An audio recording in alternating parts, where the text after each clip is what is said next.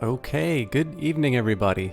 More Stellaris. I'm loading it off of a hard drive, and it's actually been a little while since we've done this, seeing as Age of Wonders Planetfall came out, as well as just, I get a chance to do one sort of Monday Paradox game a week.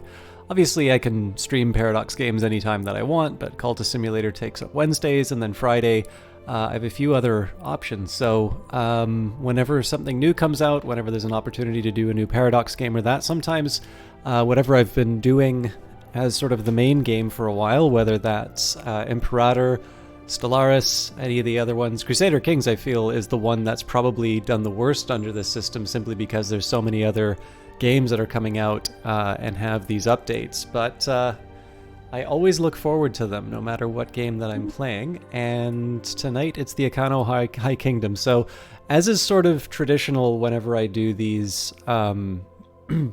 especially these, I mean, I normally will do take some time on the opening position anyway, but this one I'm particularly going to focus in, because I know we've always sort of been on the verge of disaster, and I'm kind of coming from a bit of a hiatus. Not a particularly long one, but obviously one that I'd want to make sure that I'm not sort of running against some of my plans. There is one thing I'd like to check. I'm just a bit worried that my voice might be a little too loud on the sound settings. Regrettably, when Nope, level's where it needs to be.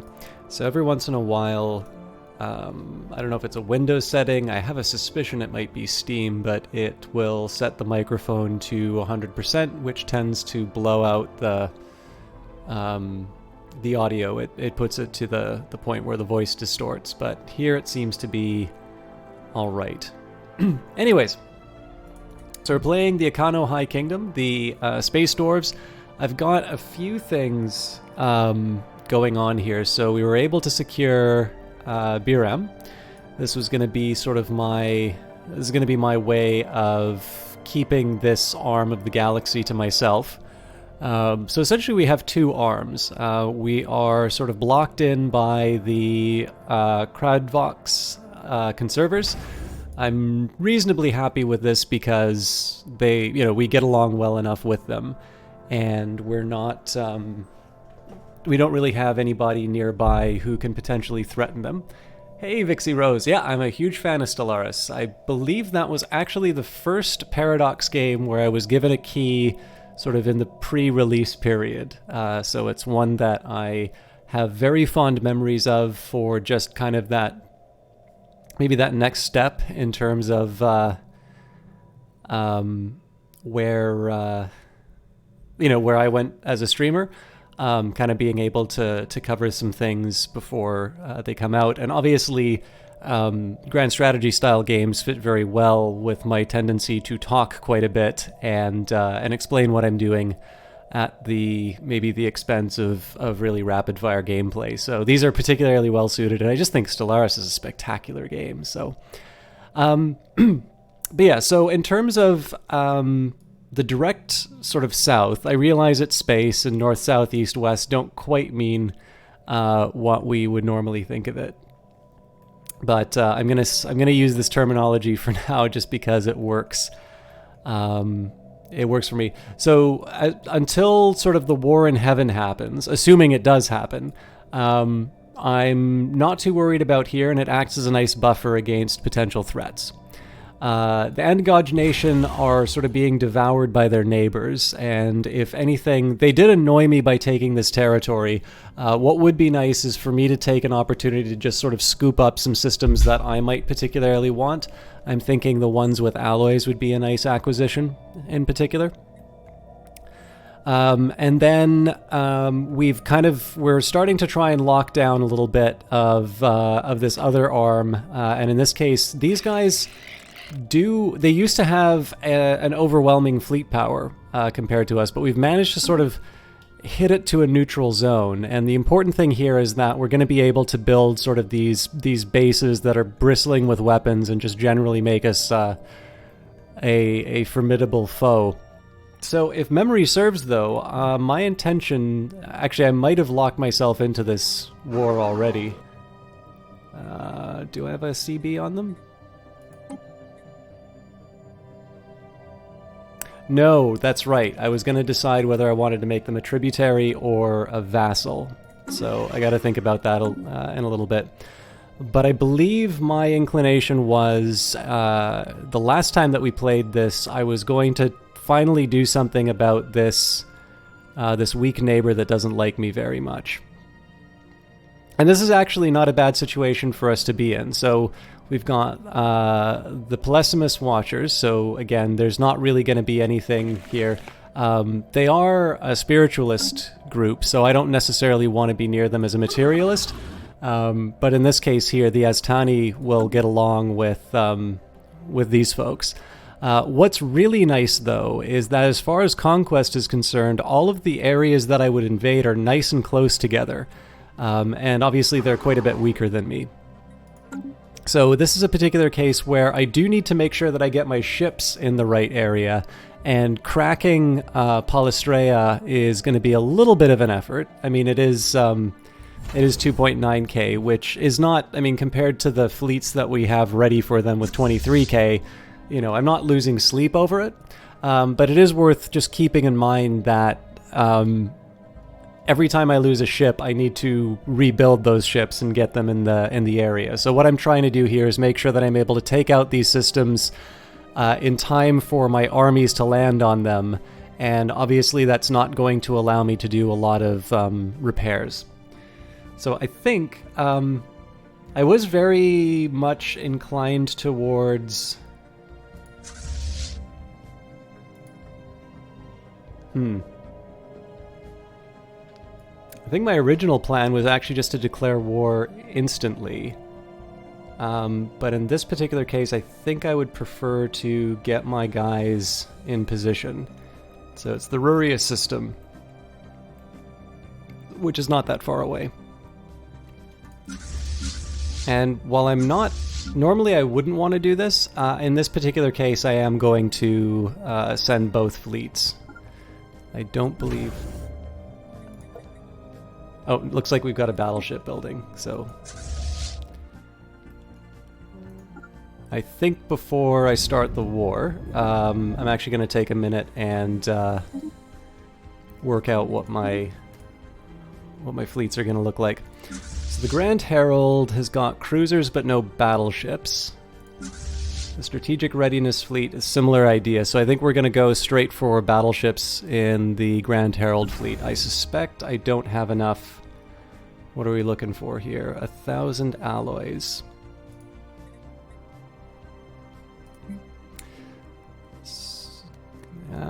No, you know what? I'm going to wait.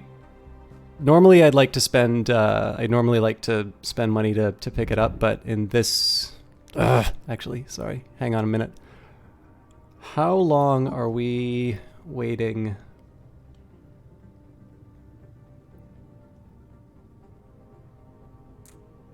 Okay, Patron of the Arts.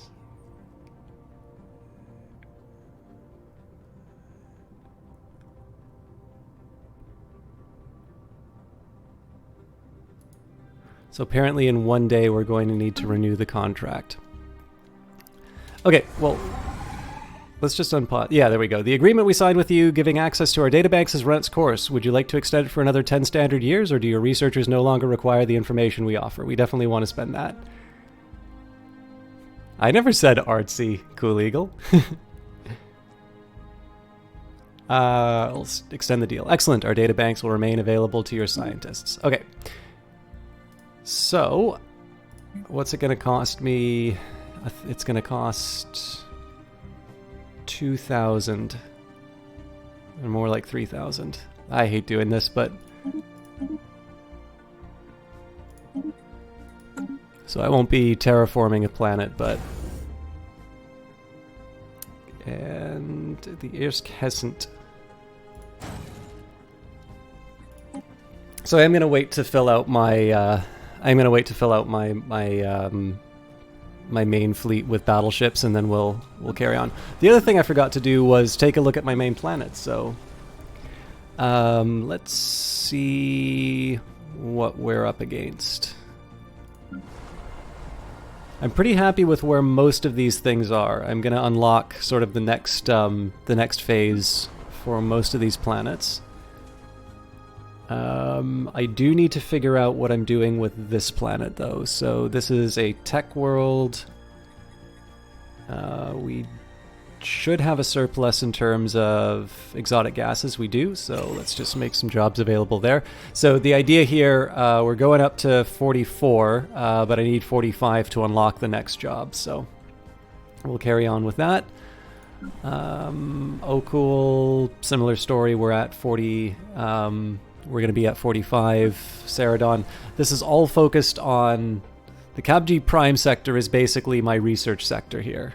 And we... by the way, Cool Eagle, when you play Stellaris single player, what difficulty do you normally play on?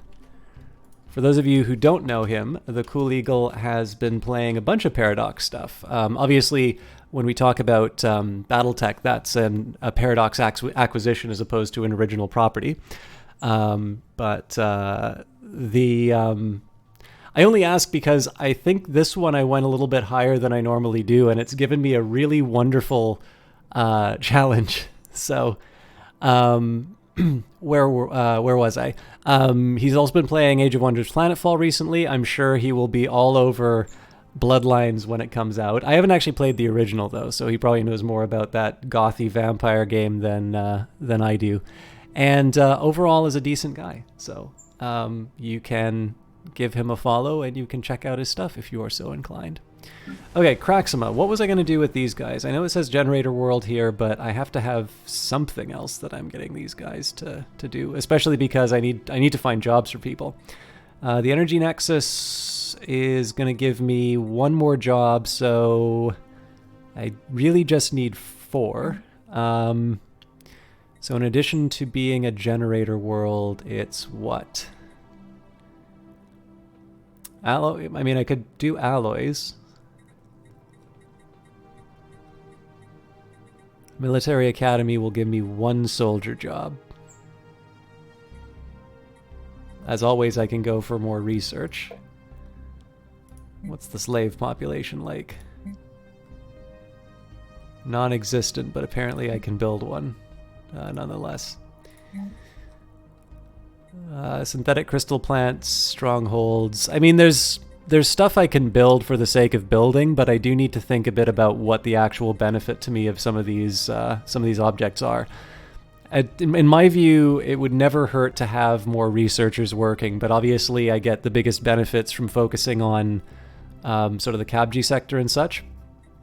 I am somewhat inclined to consider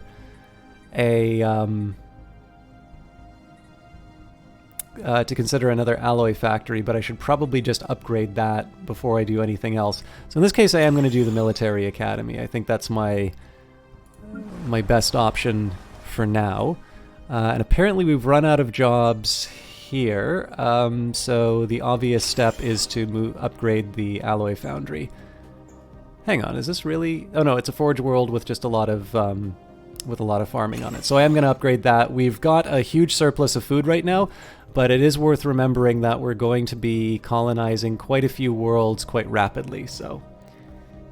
Not sure you'll be doing that one, even if you are a Paradox Trumpet. Not super into Bloodlines? I thought you were the... I must be talking to somebody else then, because I was under the impression that you were all about the Bloodlines and you were really worried that you weren't going to be able to cover it. Which is a little funny, right? Because anybody can, like, basically, unless a developer outright tells you cannot play this game, we will issue a takedown notice if you play it. A streamer can play any game. It's just a question as to whether or not they've got the, the press key or not. But I must have been mistaken. So do not ask Cool Eagle your questions about that gothy vampire game. He doesn't know anything about it.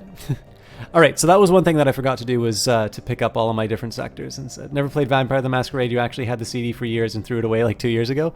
I have it in my library now, but I played the first one by like Nihilistic Software. I think it was called like Redemption or something like that.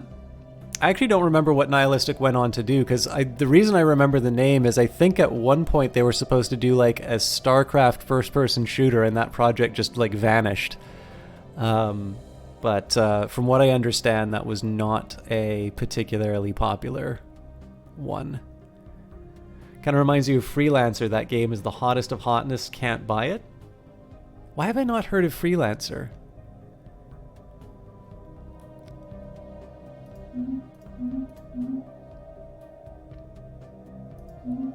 Anyways, yeah, so the worry that I have is that they're going to move beyond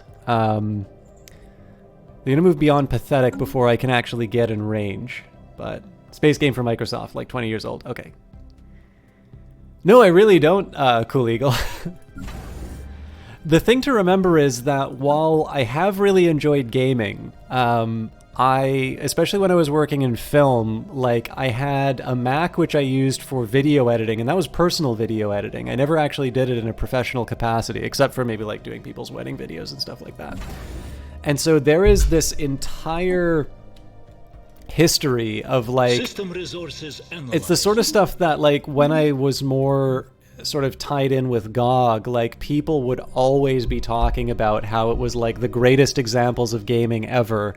And how I just could not understand gaming well enough if I had not played them.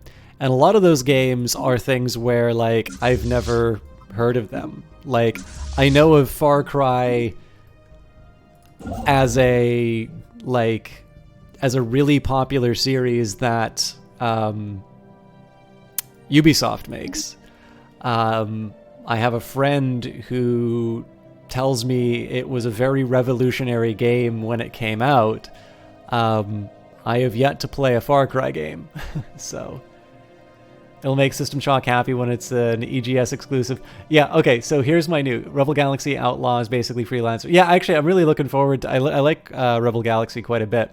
And do you ever play Space Dogfighters, X Series, or Darkstar? Again, I've at least heard of the X Series, but never played it.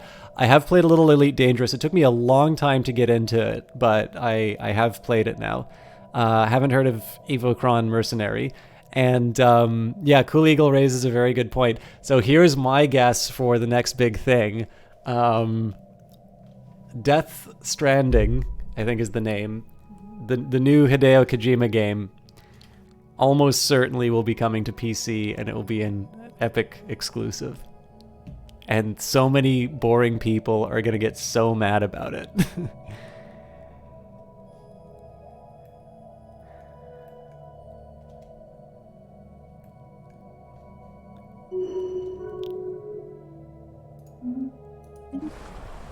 Hey, more terraforming.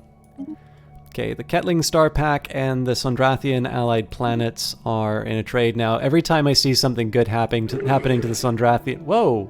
No, this is the Angaj Nation. Never mind. Wait, what? Oh, it's because they've taken it over.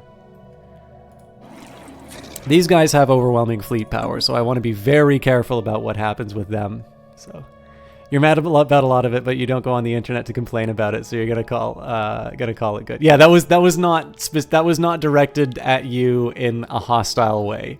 When I say a lot of boring people are gonna be mad about it, it is specifically the reflexive anger that inevitably happens when somebody mentions it. Although, of course, if you're just automatically gonna get mad about it, I'll call you a boring person. But that doesn't mean that we can't be friends.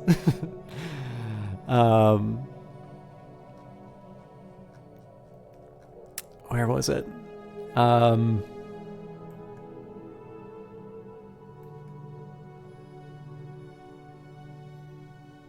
Right, I was just trying to make sure that my colony ships... Okay, no colony ships. Everybody's working, though, so that makes me generally happy.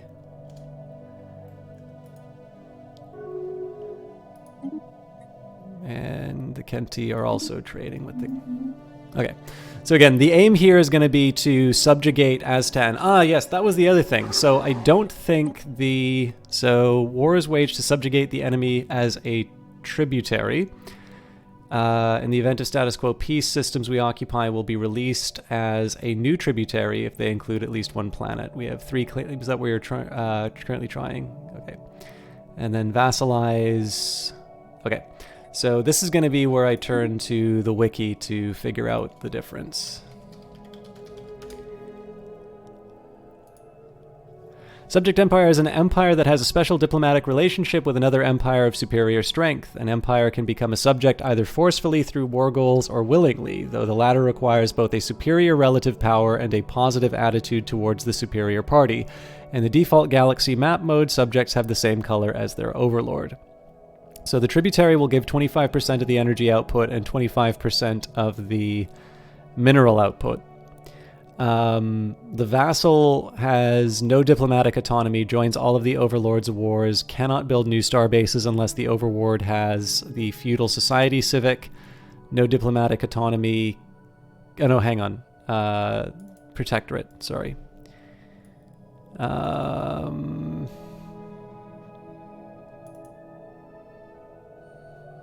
Okay.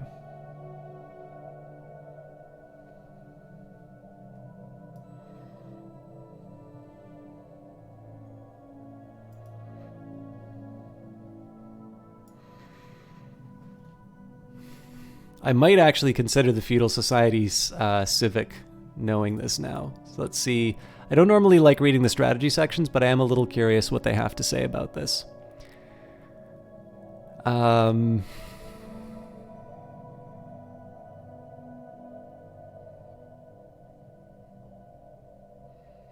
This definitely feels like an older strategy.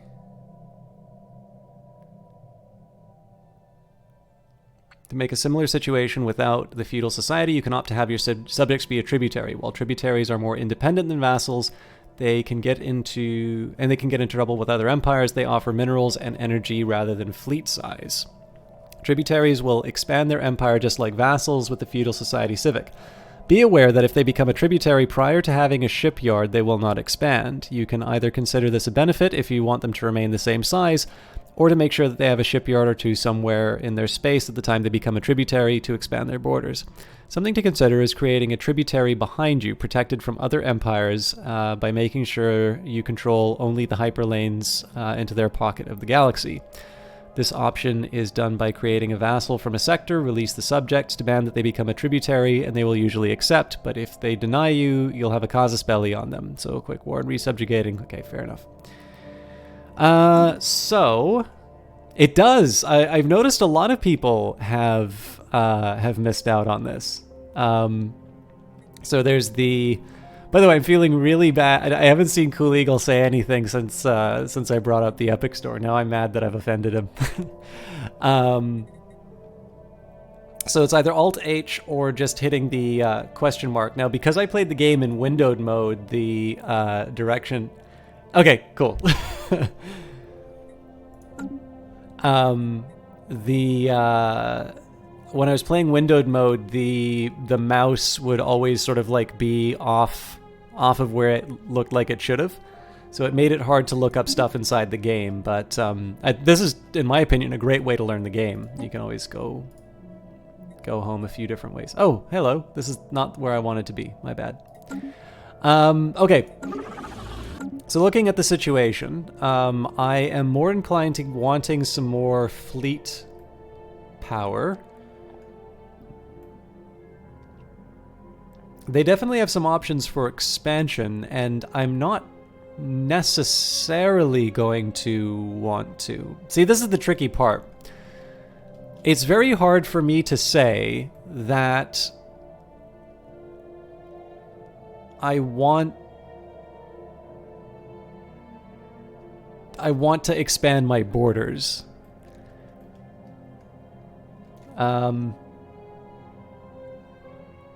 So in one sense, it makes a lot of sense for me to do the tributary option just for the extra money, and because it will allow them to sort of expand out on their own. And yet, on the other hand, there is that danger that they might actually take some stuff that I want over here. I think I'm actually going to try the tributary this time, though, just because in the end, yeah, I won't need the minerals, but getting the extra energy credits is kind of nice.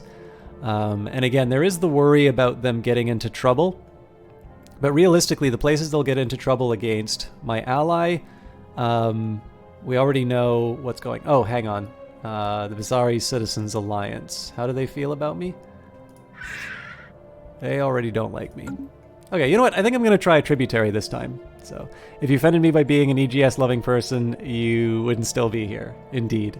I appreciated you trying to bring up the blogs.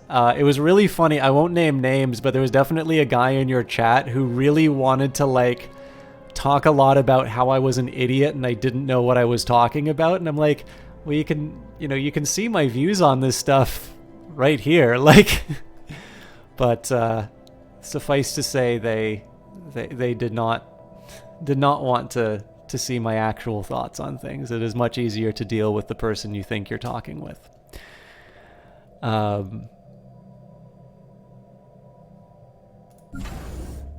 So what we're going to do here is we're going to wait the 300 days for the battleships to get formed. Then we will we'll do the we'll basically demand them to become a vassal. And the main reason I'm doing this is just so that I can take advantage of slightly larger navy. There's actually an argument for sort of taking the Grand Herald. So this is going to be up to 120. Oh. The Astani Trade Union will no longer tolerate Akano intrusions in the Astanian space. All Akano vessels are expected to vacate the Astanian territory immediately. Please tell me I already have closed board. Yeah. Frankly, I did not know that they were kicking me out, or they had already kicked me out. But yeah, so construction complete. Maybe I'll add like another destroyer from the strategic readiness fleet. Let's get a nice experienced one. If we have any experienced ones left. There we go.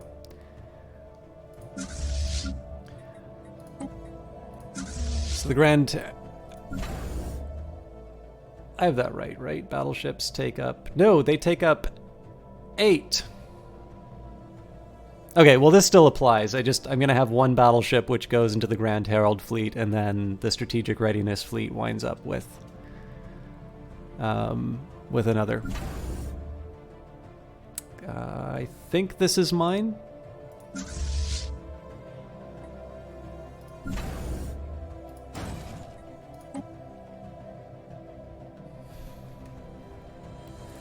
Yeah, so I think what I'll do is when the Grand Herald is at full strength, we'll move it to Vite and we'll kick off the war. And then I'm going to fill up the Strategic Readiness fleet and we'll bring them in when I can. I believe I can't... Yeah, I can't merge the derelict cruiser, unfortunately. Construction complete. Okay, I'm happy with all this. Again, at this point here, a lot of what I'm doing... Oh, crap. Riak is unemployed. That's fine. Oh, hang on. Maybe it's not, because these need to be specialized workers, not... Oh, it's slaves. Okay, well, that's fine. We always have something we can get the slaves to work on.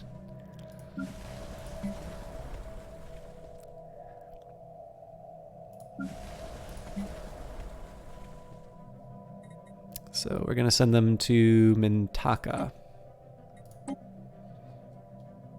One of the reasons I do this is it just gives me a chance to kind of get them to breed across the worlds where I actually need some of that that unskilled labor. Rurius wants... So they're set up as an agri world, but I need to figure out what else I want. Build a brighter future. Speculative hyperlane breaching, experimental subspace navigation. Solitary science ships can break out of the naturally occurring hyperlanes and attempt to navigate to known but otherwise unreachable destinations. Okay, so physics research coming up next. The ability to make war is always a really high priority for me. But what it's going to boil down to is either these advanced research complexes for myself or additional money. I'm actually going to be taking a while to get myself up to full speed on my science, it looks like. Well, that's not for certain, actually.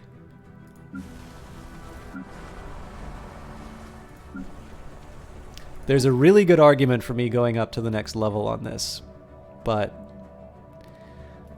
the amount that I make from jobs, so basically if I want another 120 energy in slightly over a year, the quantum field manipulation is the good choice. And I'm really not sure which one to go for.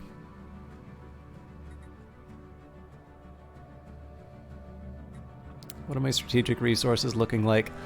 I am going to go for the money here. And the reason is, this is amazing, and I want it a lot.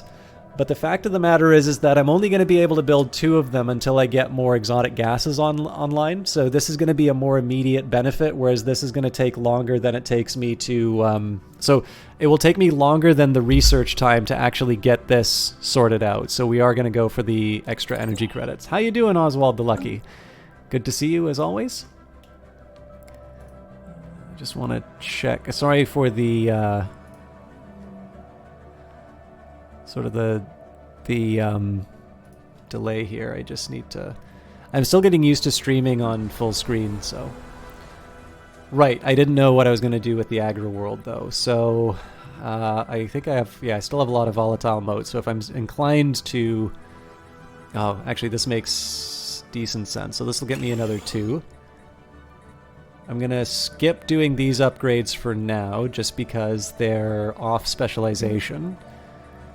I could build a robot assembly plant that would largely be for the benefits in the other regions more than anything else. Exotic gas refinery if I really had nothing better to do, or I try and double down on my ability to generate unity.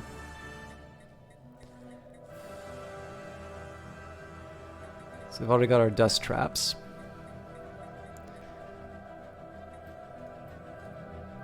I believe Mublar was going to be my sort of refining world.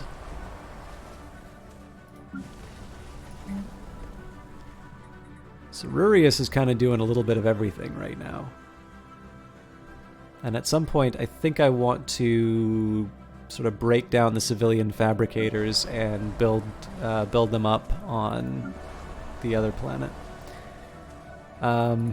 I mean, more alloys might also make sense here.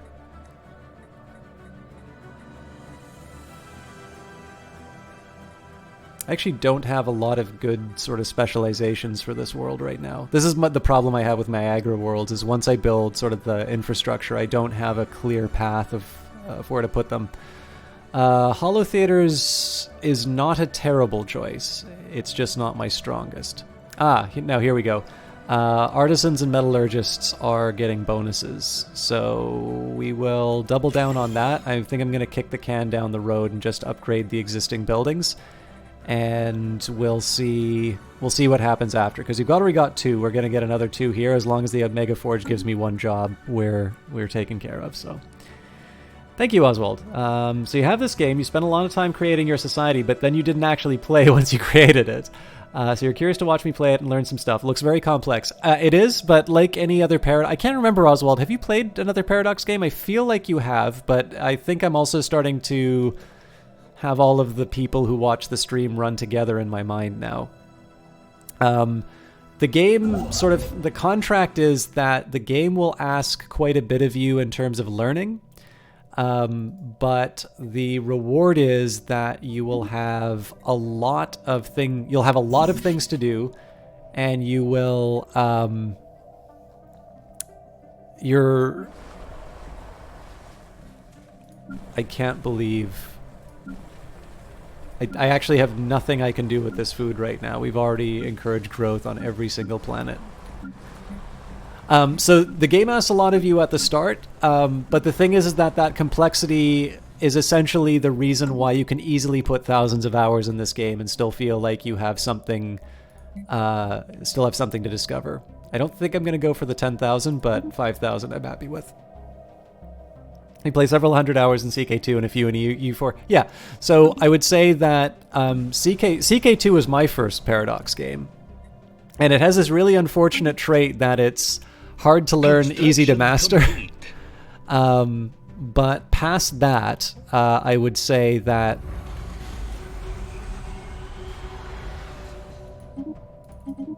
I don't think they actually built that.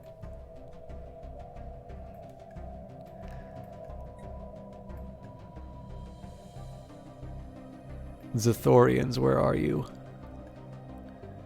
Yeah, I'm somehow supposed to believe that these guys have created a gate. But yeah, so essentially this game, part of the complexity has just been the stuff that they've been adding over time.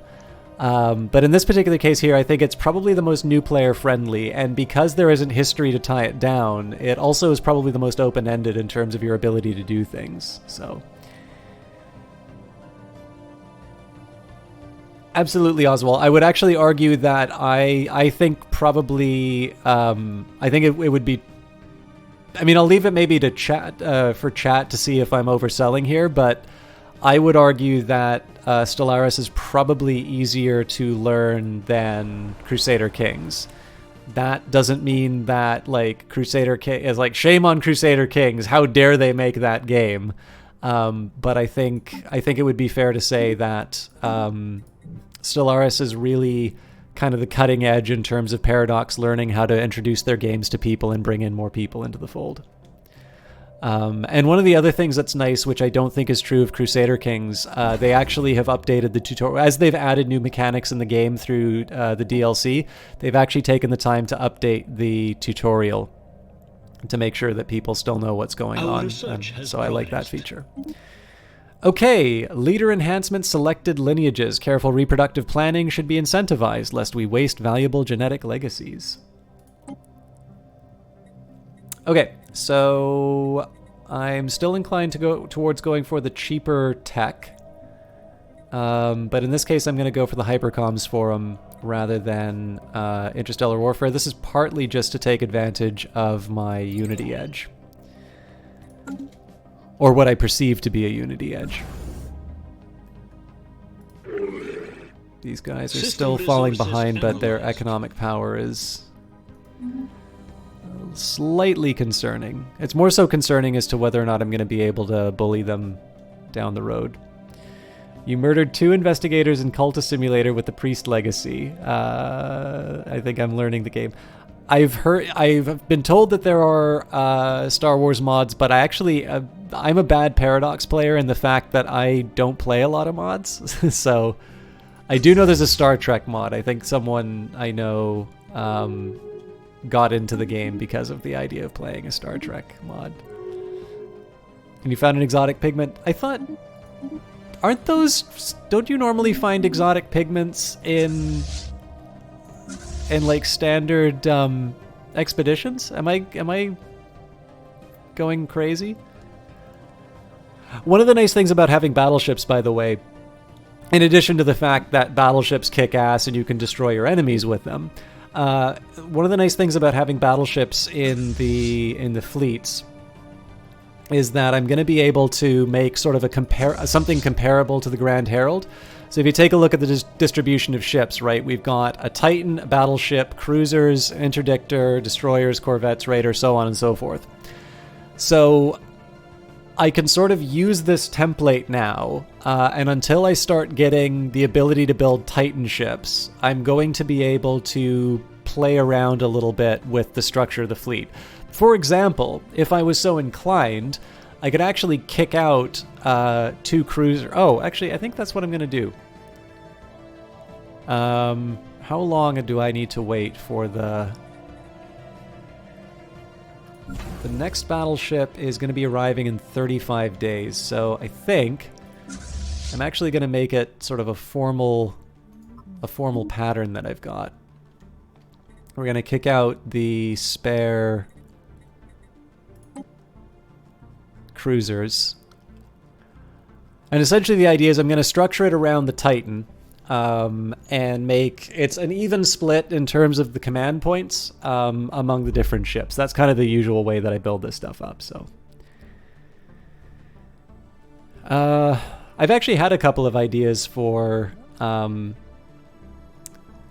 Stellaris mods. The problem is that I'm just running out of time to do everything I want to do, so I need to be careful in terms of how I split my time. But I will admit, the prospect of... so for those of you who are curious or interested in this thing, my secret or not so secret Cultist Simulator project, I finished the data work for it this weekend, and the analytical part's going to be coming up. What are the interdictors? Is that a new class or a mod? So the interdictor is a special event ship. Finalized. It kind of works like a cruiser, but it should be right here. So Nanite interdictor class interdictor. It's pretty similar to the other nanotech ships that we've unleashed on the galaxy. Generally good stats compared to my other ships. Now I have no idea why I kicked it out of the fleet, because I actually want it in the fleet. But if we compare, say, so this one's military power 2457. Compare that to one of my existing cruisers, military power 601. Clearly the interdictor is a pretty scary ship to have in my fleet. Hey, sounds good. I mean, if you have any questions too while I'm playing, do not hesitate to ask questions inside of chat. The only real challenge is that I'm obviously quite far in the game now, so I need to figure out what the, or I'll probably need to explain. Yes, one agriculture district in exchange for building another housing district. I'll probably need to formally explain why I'm doing one move over another rather than be able to show you, because this is clearly a more advanced playthrough. But I like doing that, so I don't have a problem with it. You cannot go into the fleet manager on it, Ed Baver.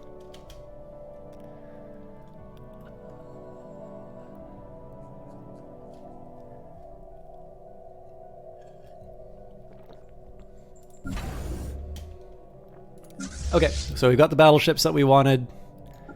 The armies should already be on their way. And then the strategic readiness fleet can arrive in their own time. I'm actually going to take a minute here. I always keep forgetting to write this down. So apparently, I said the Titan takes up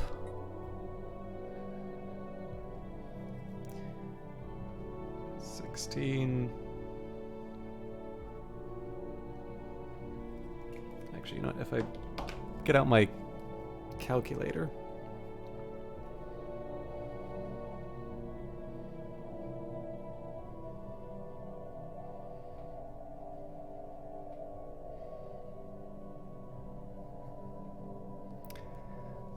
So the basic idea here is that I can fit 7.5 of these 16 stacks in the in a fleet at 120. So Titan, battleship, cruiser, destroyer, and corvette is 5. So basically I get 5 16 stacks. I get 2 spares, and then I get sort of like a half unit of them. So maybe what I want to do is something along the lines of One of each.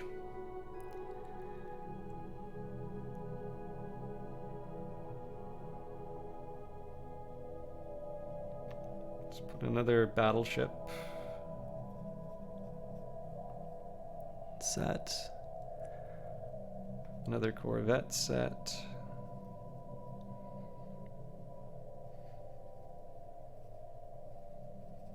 Yeah, so I think the rough sketch I'm going to work with right now is... We'll see. The thing is that, like, as with most fleets, every ship kind of has its role, right?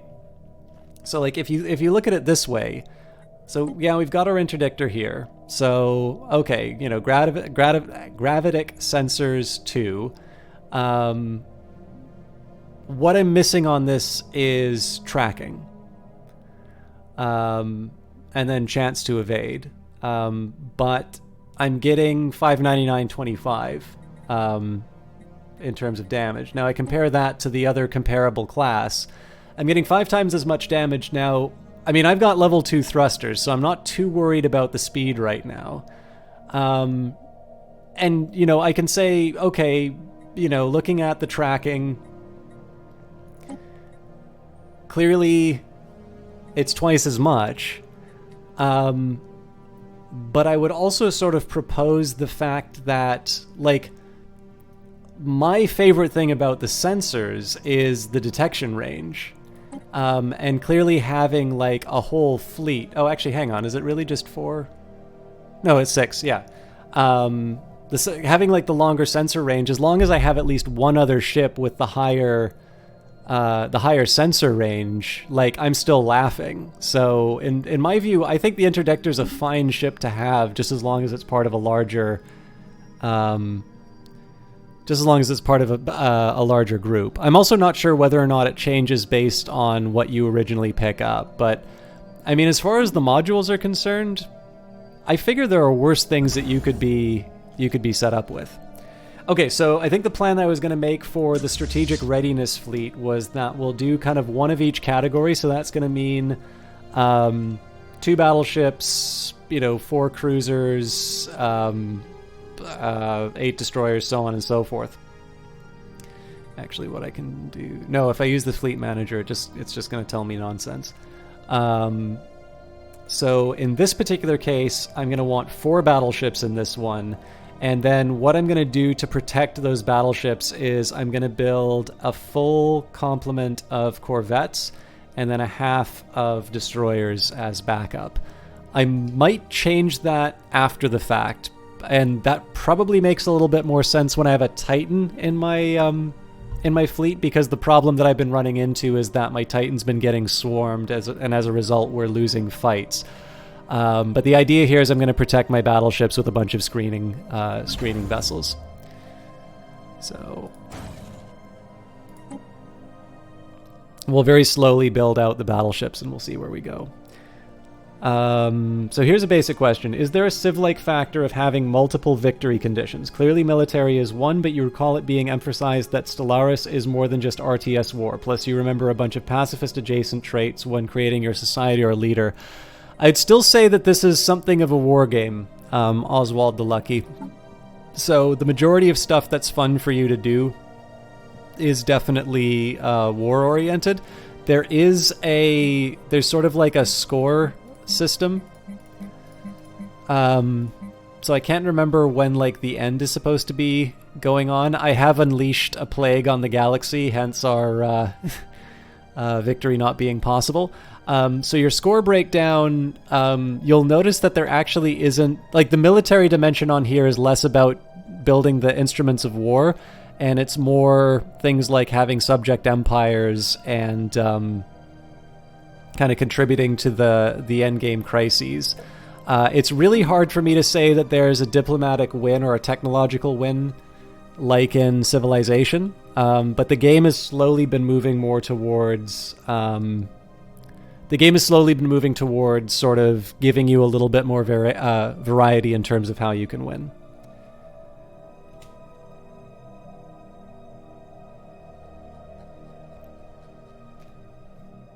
It is also worth mentioning that, like, you can have a pacifist. Like, being a pacifist is not a boring way to play. You can create an overwhelming empire that, as Cool Eagle kind of points out, you can in fact unite the galaxy. And pacifist empire, like, if you get inward perfection, which is something that, like, you know, more navel gazing. Well, I guess that's kind of by definition. Construction finalized. That is actually a very powerful bonus to have. Not ready to build a starbase there yet, so we will... I'm going to pursue science where I can.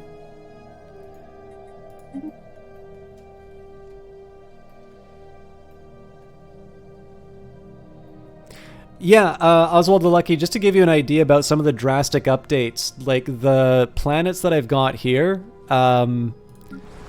this whole like sector and population system was introduced in the most recent update, the Megacorps update. Okay. I've got a bunch of robots that are unemployed as well as an Econo. So I'm okay with the Econo being unemployed because I know it'll be moving on to bigger and brighter things. Robot unemployment will not do, so let's find kind of manual labor. Apparently, I've got nothing.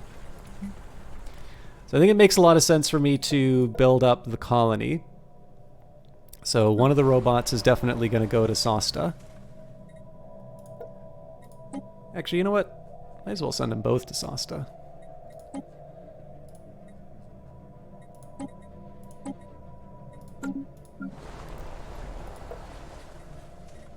And apparently I miscalculated in terms of robot clerks. Who would have known? So it's kind of silly that I'm doing another farm, but that is sort of the natural resource that's available. All right, have a good one, Cool Eagle.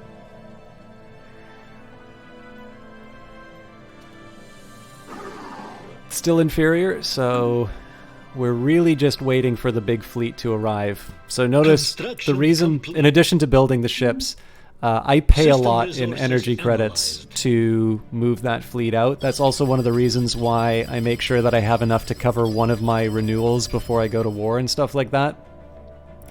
I do want to make sure that my energy credits aren't getting devastated by trying to acquire a new empire. No reports of any problems have been issued from the Odd Factory on Sosta Prime. It seems like the colony will maintain the projected production estimates. Very nice of the game to give me a everything's fine. Everything was not fine. Okay. We are in the sector, so we will demand vassalization. Please confirm your intention to vassalize the Estani Trade Union. We can demand that they permanently submit to us by becoming our vassal. Confirm it. So, obviously I was worried about any kinds of defensive pacts. Those didn't come up, so they will refuse. The Estani Trade Union will not become a vassal to an inferior agent.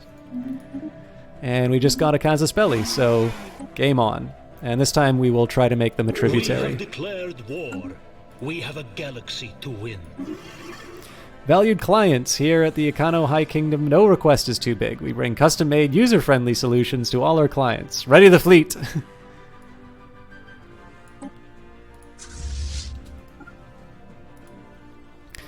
So we should keep an eye on what we're up against. So if this fleet move, the smart thing for them, the best chance that they're going to get as far as they're upgrading. So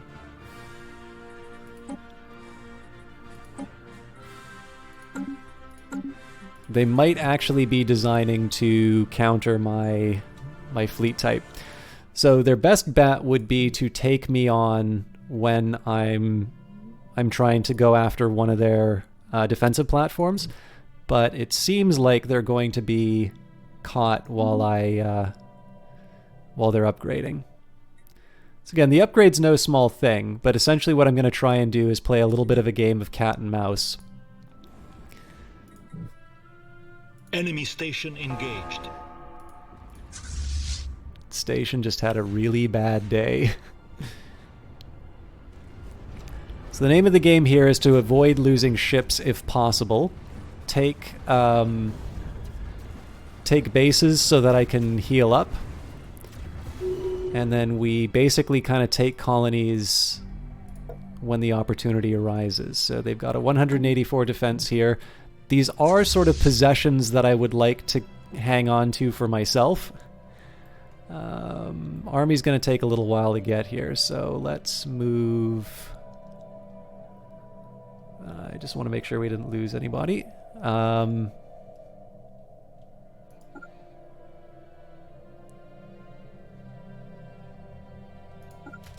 think we're just going to take this system and move back.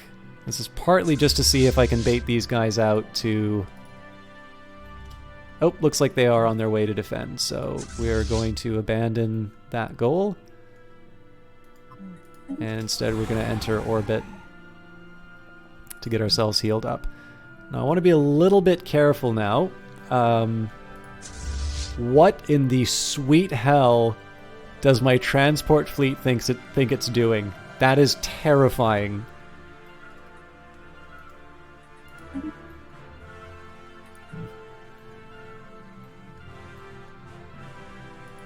Oh, Jesus Christ, no. Okay. I was wondering why they were taking such a long time. Unbelievable. Okay.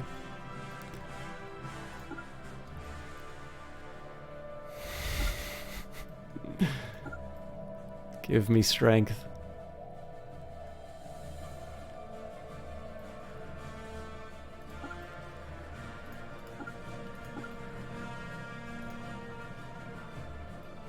Surely here. Yes, okay.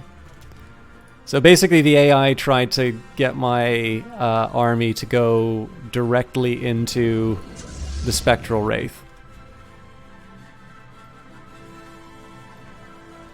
So we're going to have a delay in getting what we need. Construction complete.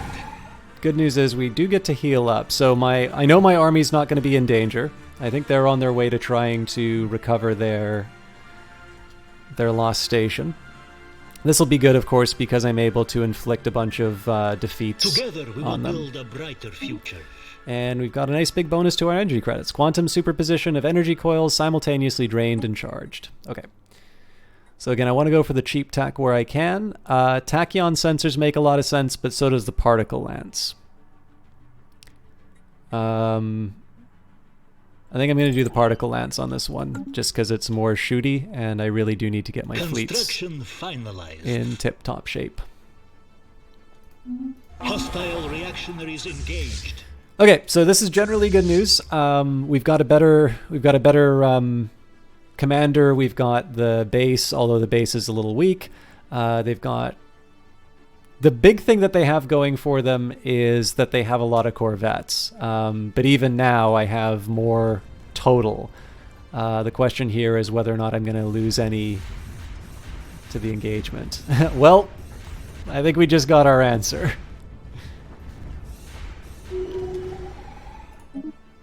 We lost one corvette, regrettably.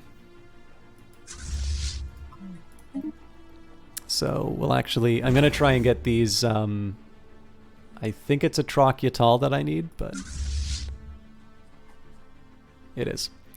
I'm going to try and build these replacements as they go, and while we're waiting, the Strategic Readiness Fleet, I'm going to go reinforce. Ideally, I'm going to take the experienced units and send them to the good guys.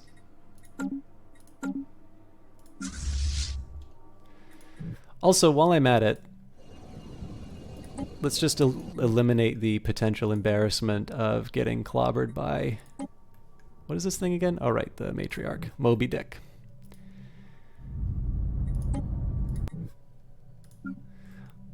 So we'll send these guys to Polystria, but whether or not it actually happens is another question.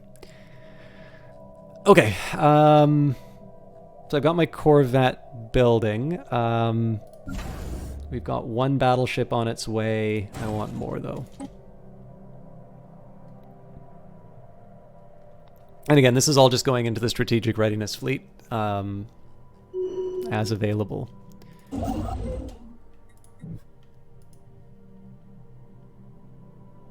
Unable to build a... because I didn't... I took away the alloys to make ships. This is one neat thing about... So I generally prefer this method. I've got an idle science ship because I mean, I should just put this all onto auto at this point, but... one nice thing is that it doesn't lock up your alloys until it's ready to actually use them. The drawback, of course, is that if you do find something better to use your alloys for, sometimes you get ahead. How do you? What are they thinking?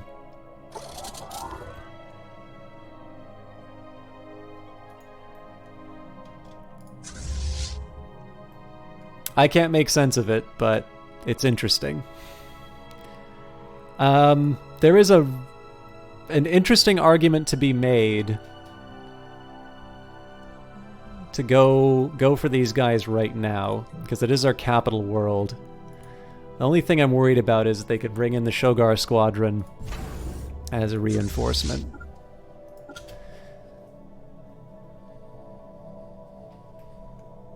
System resources analyzed.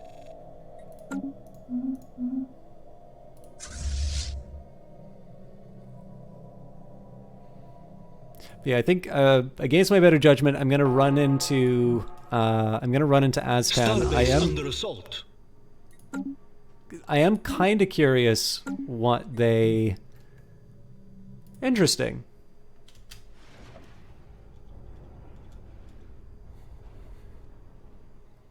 I mean, I'm not gonna complain.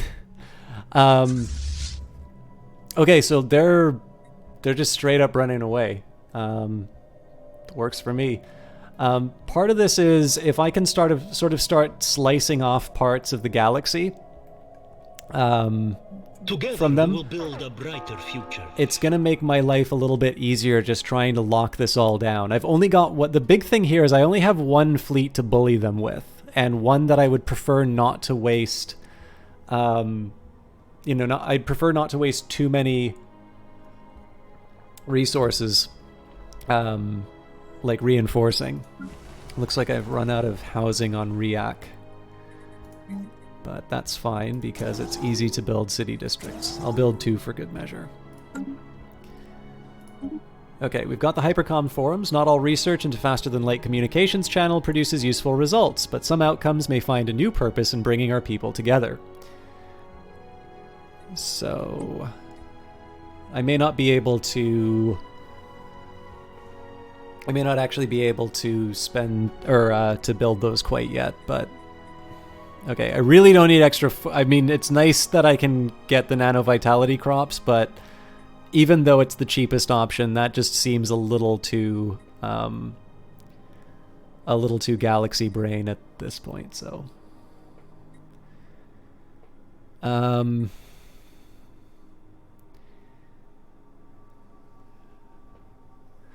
So in terms of immediate benefits, it's either galactic campaigns or interstellar logistics. We're looking at a couple of years for those, though. You know what? I'm going to do galactic campaigns, just because I do have an immediate benefit for it. I hope that the war doesn't last that long, but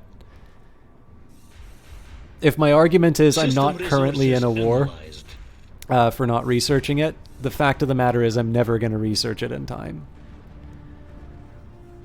Now, the one drawback is that most of these armies are going to be able to run away in time. I was really scared that we lost the Titan. Construction complete. All right. We lost nothing. This is going to be just another one of these moments where I calm down, smell the roses. I think what they're going to try and do, they're probably going to go and try to take, they're going going to try and go through Vite. So that's 54.99. And that's, I believe, Rurius. Yeah. Thing is, I don't really want to lose any of this. So I'm going to head back to Polystria. So I might lose a little here. System resources analyzed. Mostly I just want to be able to repair this guy in Polystria before we go after the 54.99 stack. But in the worst case scenario, if they really do try to go through Rurius, I just send my my backup fleet.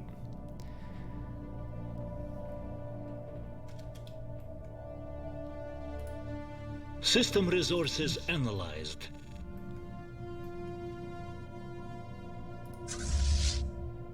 And I don't have too much of a worry about... I mean, if my army were to be caught, that would be devastating, but... They've got 599 here, so I might actually want to spend some time bombing it, but obviously getting a big battlefield defeat on them is a higher priority. Alright. In this case, I really have nothing better to do with my minerals, so we'll shed just 5,000. Okay, nothing to be done about this. We can no longer use the subjugation casus belli on the Astani Trade Union. No real surprises there. Construction complete. Okay. Get you to build a research station and move on to the next outpost.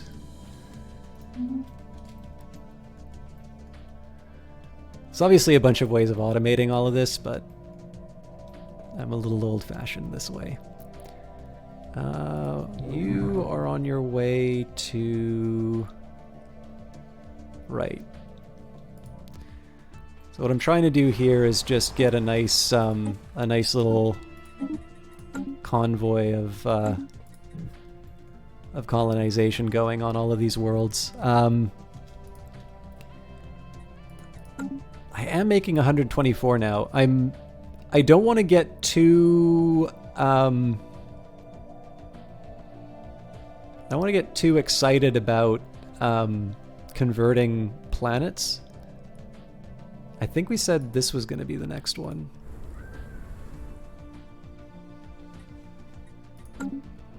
I don't know why, though, compared to the 19 Tomb World. Yeah, I think I'm going to convert this one. Got 10,000 now. Oh, it costs 10,000. Okay, well, that gives me a very good reason not to do that.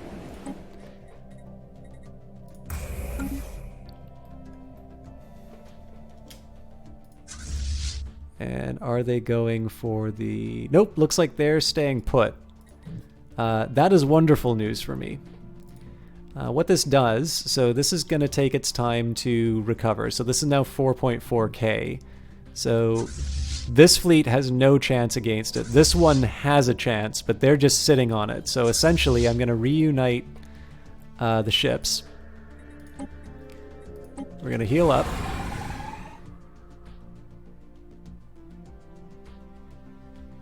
And once we're done, we're going to go punch a 5k fleet. Holy crap. That is some bravery.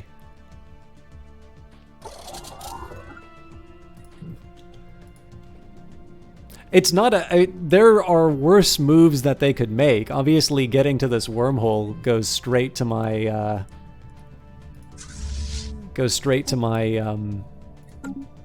my sectors, and my shields are going to go down. So obviously... or actually, I guess in that case... Shields going down is not the worst thing when you're... It's the other way around. You want your shield... You don't want your shields down. Yeah, actually, I'm much happier in this one because I've got the beam weapons. Yeah, never mind. We're going to kick these guys' ass. I had second thoughts. I thought so. All right. Scientific progress attained. All right, this is a huge one. So, living metal mega construction. Mining and processing the rare living metals is exceedingly difficult, but successful application of mutable alloys yields incomparable advantages. So Citadel makes some good sense. Plasma thrusters also make good sense. Citadel's 39 months, plasma thrusters 16 months. So obviously the ability to make war is a little more important to me right now. And part of what's driving that is clearly there are a ton of upgrades I can be doing to my star bases, which I haven't done yet. So, all right, so you've got 2 battleships coming online. The strategic readiness fleet has 1, so I owe them 1 more after this.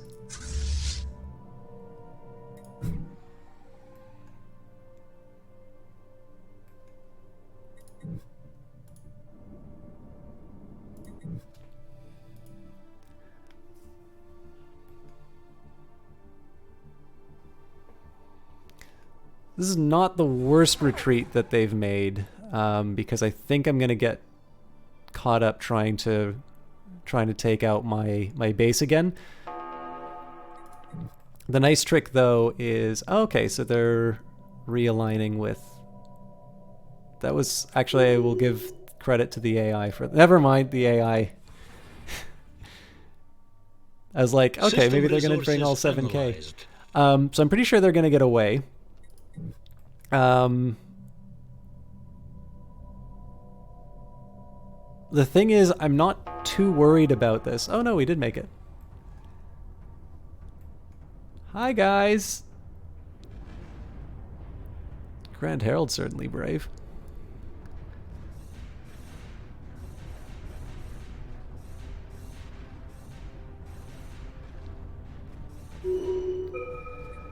Alright, what are we looking at for damage here? Alright, we do have a destroyer that's a bit weak. So, I'm just going to do a standard repair. Looks like I've got some debris that I can study though, so are there any free science ships? Not yet. So normally I'd love to go and take Yoiscapis, and I might actually go ahead and do that anyway. But what I do want to make sure I do is heal up my ships. Essentially, I want to heal up my ships between missions, just to make sure that I don't lose. Construction finalized. Exception, thank you very much for the sub. 19 months.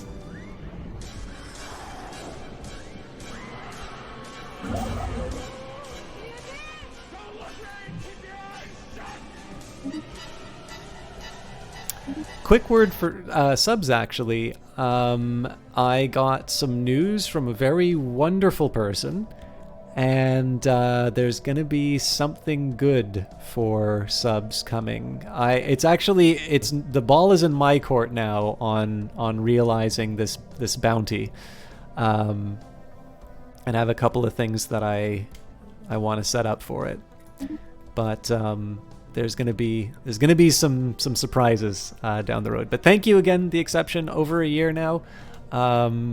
It's a little. The 19-month is a little odd because it's obvious. It's past a year and a half. There's really no even way to divide System it. resources On an unrelated note, how's Sin doing? Sin could be better, but is also could be doing worse.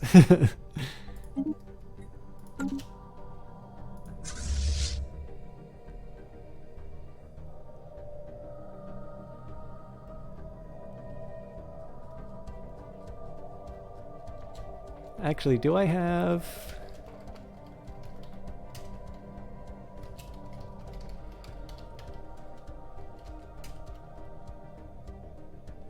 None of you are allowed to tell her that command exists.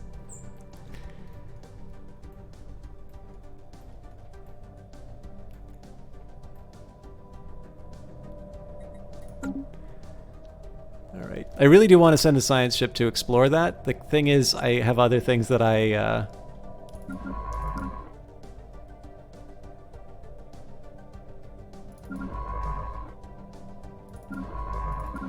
So the rest of these are all automated, so...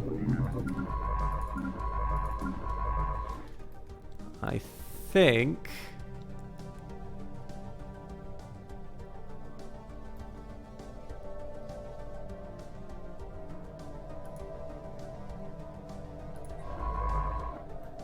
I'm going to replace that guy's orders. We're going to get him to go research the project. Now I'm going to find out which one of you is going to reveal the command. Okay. We're back on a tech world. So first of all, upgrading. Oh crap. How many crystals do I have? 3. Okay, so I need to make sure that I prioritize the right buildings for it. Unless she comes in tonight, you're gonna forget. Yeah, well, this is the nice thing, is that I think I'm safe. I'm not sure though. Okay, so essentially I want to just basically find all of the places with opportunities to build things. And my tech worlds have obvious next steps. These guys are going to be taken care of for a while. Refinery world. Right, Tiber. Tiber was going to be like the proper refinery world.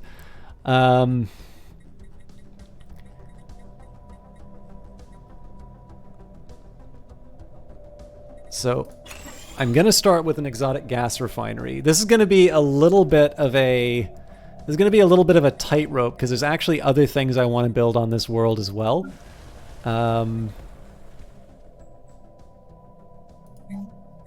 Ruined.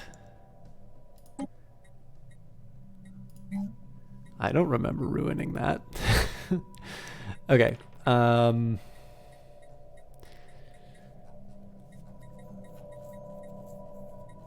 So it's an agro world. It kind of makes sense as an agro world.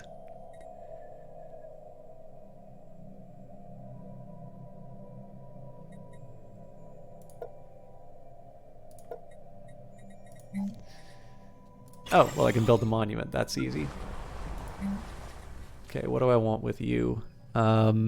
Mining world. Oh, that's right, because these are all like colonies that I still don't know what the hell I'm doing with them. So I think alloys make the most sense here.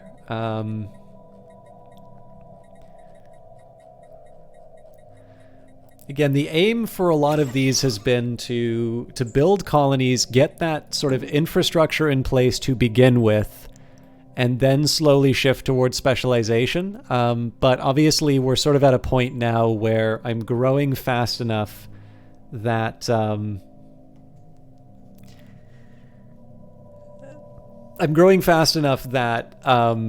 could sort of afford to just go plowing straight into a certain upgrade, and I feel reasonably safe that we're not going to fall out of balance. The original reason for sort of making the shake and bake colonies was just so that I wouldn't have consumer goods fly out of control.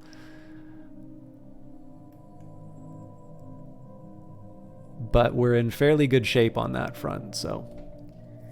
what are we going to do here? So Polystria is going to heal my fleet. The aim is always to... The aim is always to make sure that I have a... I have a full fleet ready to go that isn't going to fall to like some terrible thing in a, in like a side mission. Construction complete. What's going on with the construction ship? Construction complete. So what I mean by that, I'd prefer not to lose ships, so I don't mind taking the time, like healing up in a system and then going out. This is a prime candidate because it's got a planet, which means I can invade it. I actually think the better argument right now, though, is to bomb their capital world just so I can seize it. Because, I've got a decent enough army. 878 is nothing to sneeze at, but this is a 500 strength army up there, and I'd prefer not to lose warriors if I can. We're being hailed by a previously unencountered species of sapient mammal regarding the ancient Mardak Val still residing on Paradia. It seems very urgent on screen. Well met, Acanos Variatus. We are the Vol and we come in peace. We have discovered that one of your planets has been infested with Mardak. It is a parasitic fungoid that has preyed upon our kind for eons, turning its host into mindless puppets, and you are its next targets. We thought that we had eradicated it for good when our annual galaxy scan revealed a thriving population on Paradaya, but fear not, we know just what to do. Purge them with fire or nonsense, they are harmless.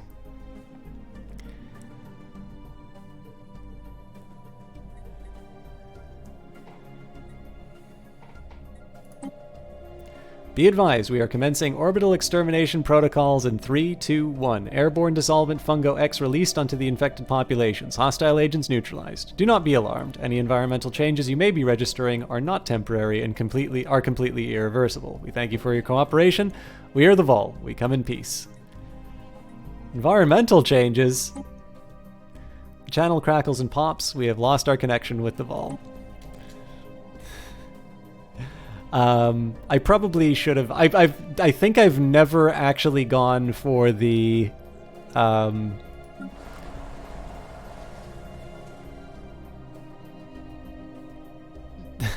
actually should try and see what happens if I keep the fungus, because if memory serves, I've never actually gone for the keep them option. Am I still? Okay, we're building a hypercoms forums. Unfortunately, hypercoms. This takes culture workers, and I believe culture workers. Yeah, they're a specialist role. So I actually don't have that much for these guys to do. So what happens if I resettle?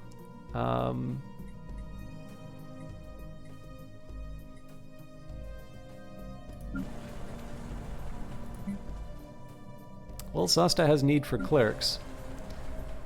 So, it's not my favorite option, but I think I'm gonna solve my labor problems with immigration. So one of the reasons I'm piling everything into Sasta is just basically so I can upgrade the planet. This will be true for basically every colony world that I have. System resources analyzed.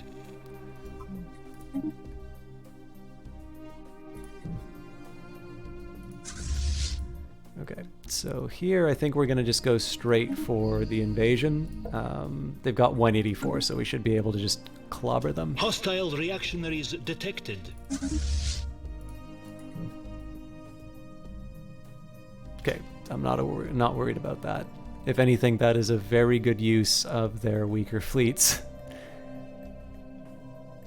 Because I don't need to worry about them. So once we've healed up, I think we're going to go bomb their world. My first goal is going to be to take... Hostile reactionaries detected. Crap. I didn't realize Rubiz... Oh, well, actually, they have a few worlds that they've colonized now. Anyways, the aim of this is going to be just to start eating up their colonized worlds one by one. And as opportunity comes, I want to kind of take over the non... what's the best way to put it? Like, take over the just the systems that have resources in them, essentially. Just want to make sure they haven't pulled a fast one and these offshoots don't have colonizable worlds. But yeah, so there's a little bit more here than I thought I was going to have to deal with. But first things first, taking the capital is going to be a huge benefit.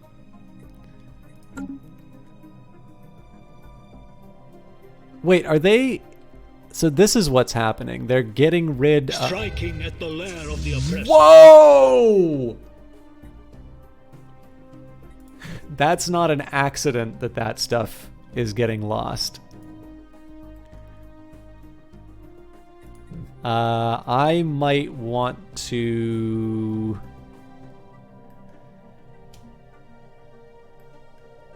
I'm gonna have to watch where this thing's going. System resources analyzed. Because they might wind up taking that home world before I can do anything about it.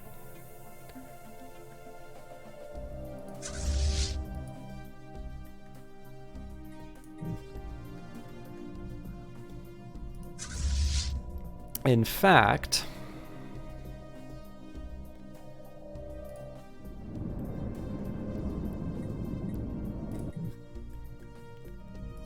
I'm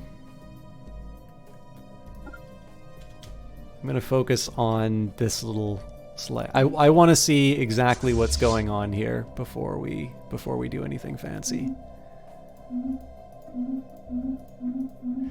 The worst case scenario, I have to fight the Grey Tempest. The good news is if I do fight the Grey Tempest, I've got a reasonably sized backup fleet with 12k, so we will have numerically superior numbers. As far as the actual comp... Oh, actually, this is not terrible.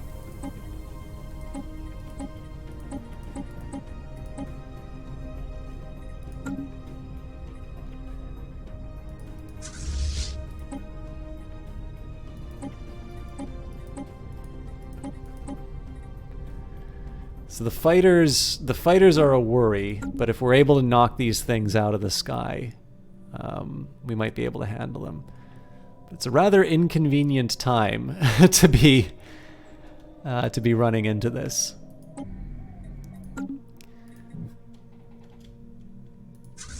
So for now, again, I'm just gonna see where these guys wind up going.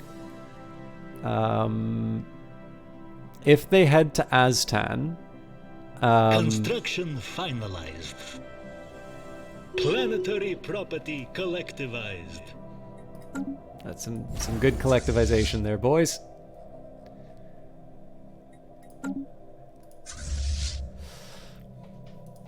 Actually, see, my other big worry here is it's hard for me to see them doing anything but moving into a region where I don't want them to. So if they head down here, they're either going to head to this system, at which point my areas become the target. So first thing we're going to do is we're going to get the... We're actually just going to pull out of this sector altogether, because the worst that happens is I waste a bit of time on the acquisition.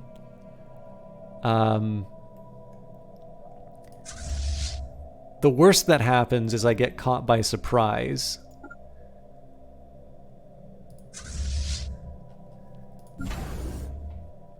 We've got another battleship coming up, strategic readiness fleet. So we've got 3 on the way. Here's number 4.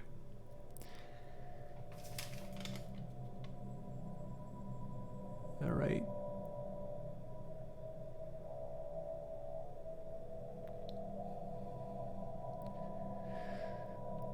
So I believe I wanted 4 cruisers. Looks like I've already got 8.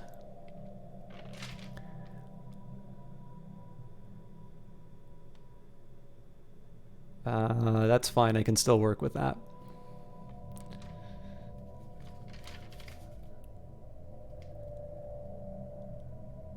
Actually, I've got basically a little too much of everything in here.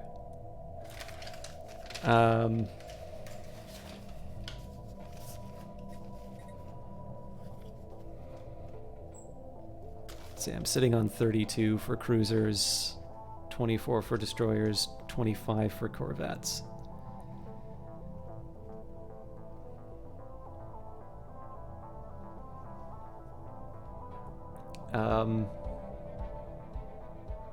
So the alternative way for me to think about this is that I've got 23 units available.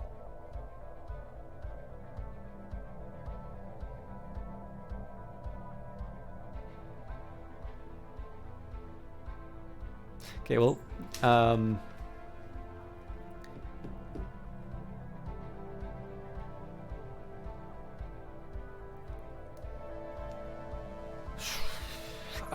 23, so...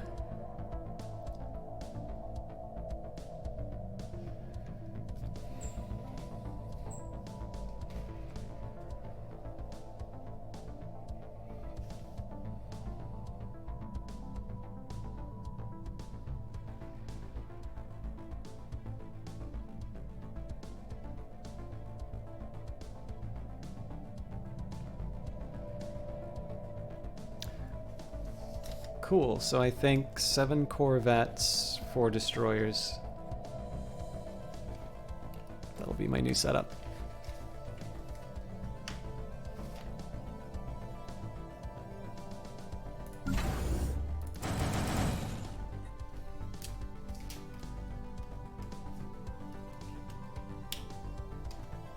No worries, Jean-Jacques.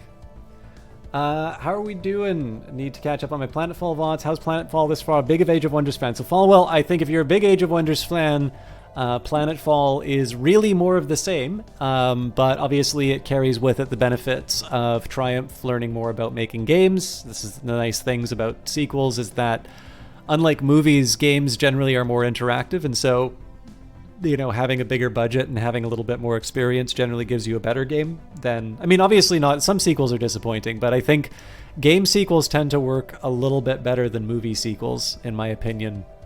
And this is largely because of the lessons that the developers learn. Obviously, it's a different setting, but I do sort of like the fact that they've embraced it and taken on some truly wild new factions. So I'm having a really good time with it. I was a little disappointed to find out that some of the people on my friends list who have played the game said that they found it rather boring, which is a shame because I've been having a really good time of it. But I don't think they bought the game because I said it was good, so I feel a little bit... I feel like I've got a bit of cover there. But what's going on here? We've got an unemployed slave. Well, as is tradition, we'll move them to a world that has use for slaves. Mining world it is. So that'll be on Mintoka. But yeah, suffice to say, the easiest I can say about it is I've been having a really good time with Planetfall, and it's... it's a more polished version of Age of Wonders 3. I think there's enough to differentiate it to make it a worthy successor, but they haven't fundamentally changed the formula, which means that a lot of the features that I liked about the original games are, that make the original game special for me.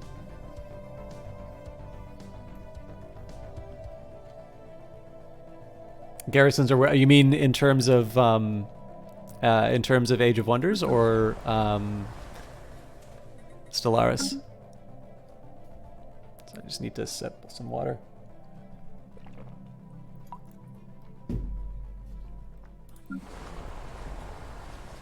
I don't need to make hard decisions on Rurius yet. Construction complete. Sasta, I need to wait before I can...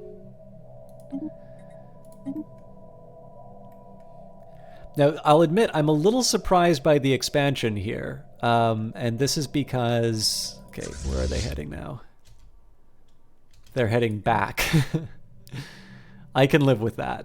So, obviously I lost my nerve, but... when facing down the evil... Nope. Detected. They want to fight. This toxic and lifeless world appears to have once been inhabited by a moderately advanced pre-space civilization. The ruins of their cities are still strewn across the surface. We'll research that. So no, we're heading back to Vite.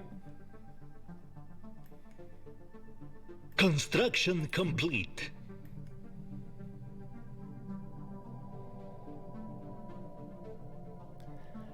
So the drawback here, of course, is that I'm potentially setting myself up to be the overlord of a devastated empire. But I'm not going to fight... I'm not going to fight this thing to save my opponent. Our survey of Tazri 2 has revealed that it used to be a pristine continental planet with a mild climate and as little as 1,000 years ago. As little as 1,000 years ago. In stark contrast, the atmosphere today is extremely toxic, the surface highly irradiated, and the world has long since lost the ability to support life. We've detected signs that the planet was the scene of an incredibly destructive thermonuclear war waged between factions of a relatively advanced indigenous pre-space civilization.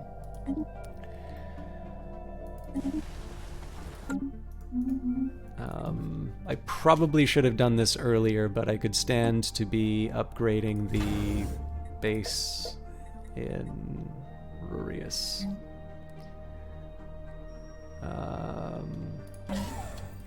Gun and missile batteries, a nice start.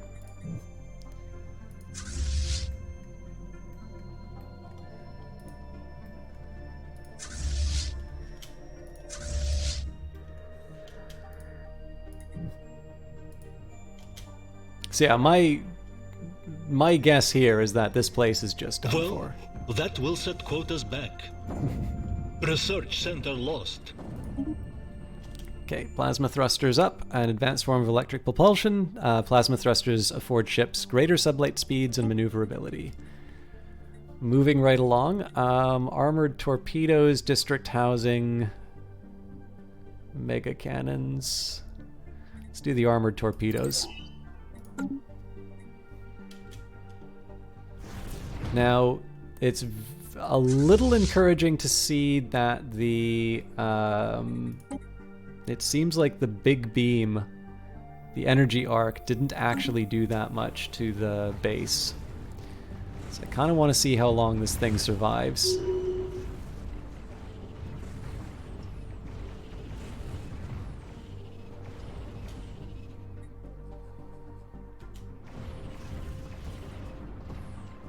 Mining operation lost.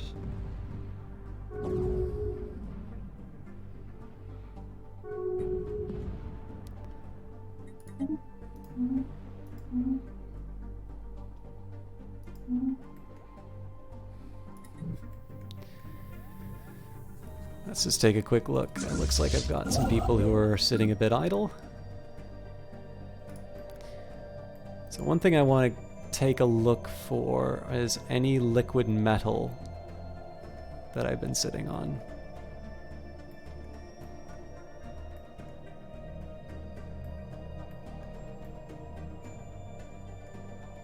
Looks like it's just out of my reach. That's one that I'm willing to build a star base for.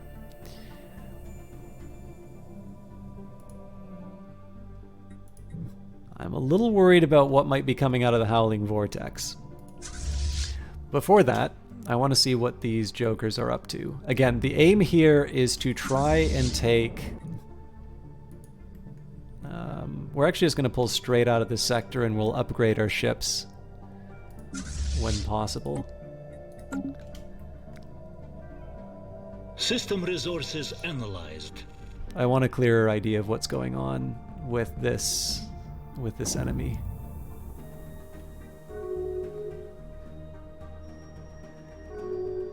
Interesting. So they're not actually taking the planet. Anomalous readings. This barren and lifeless world is showing signs of once having supported a biosphere. Okay, now they've chosen their they've changed their mind.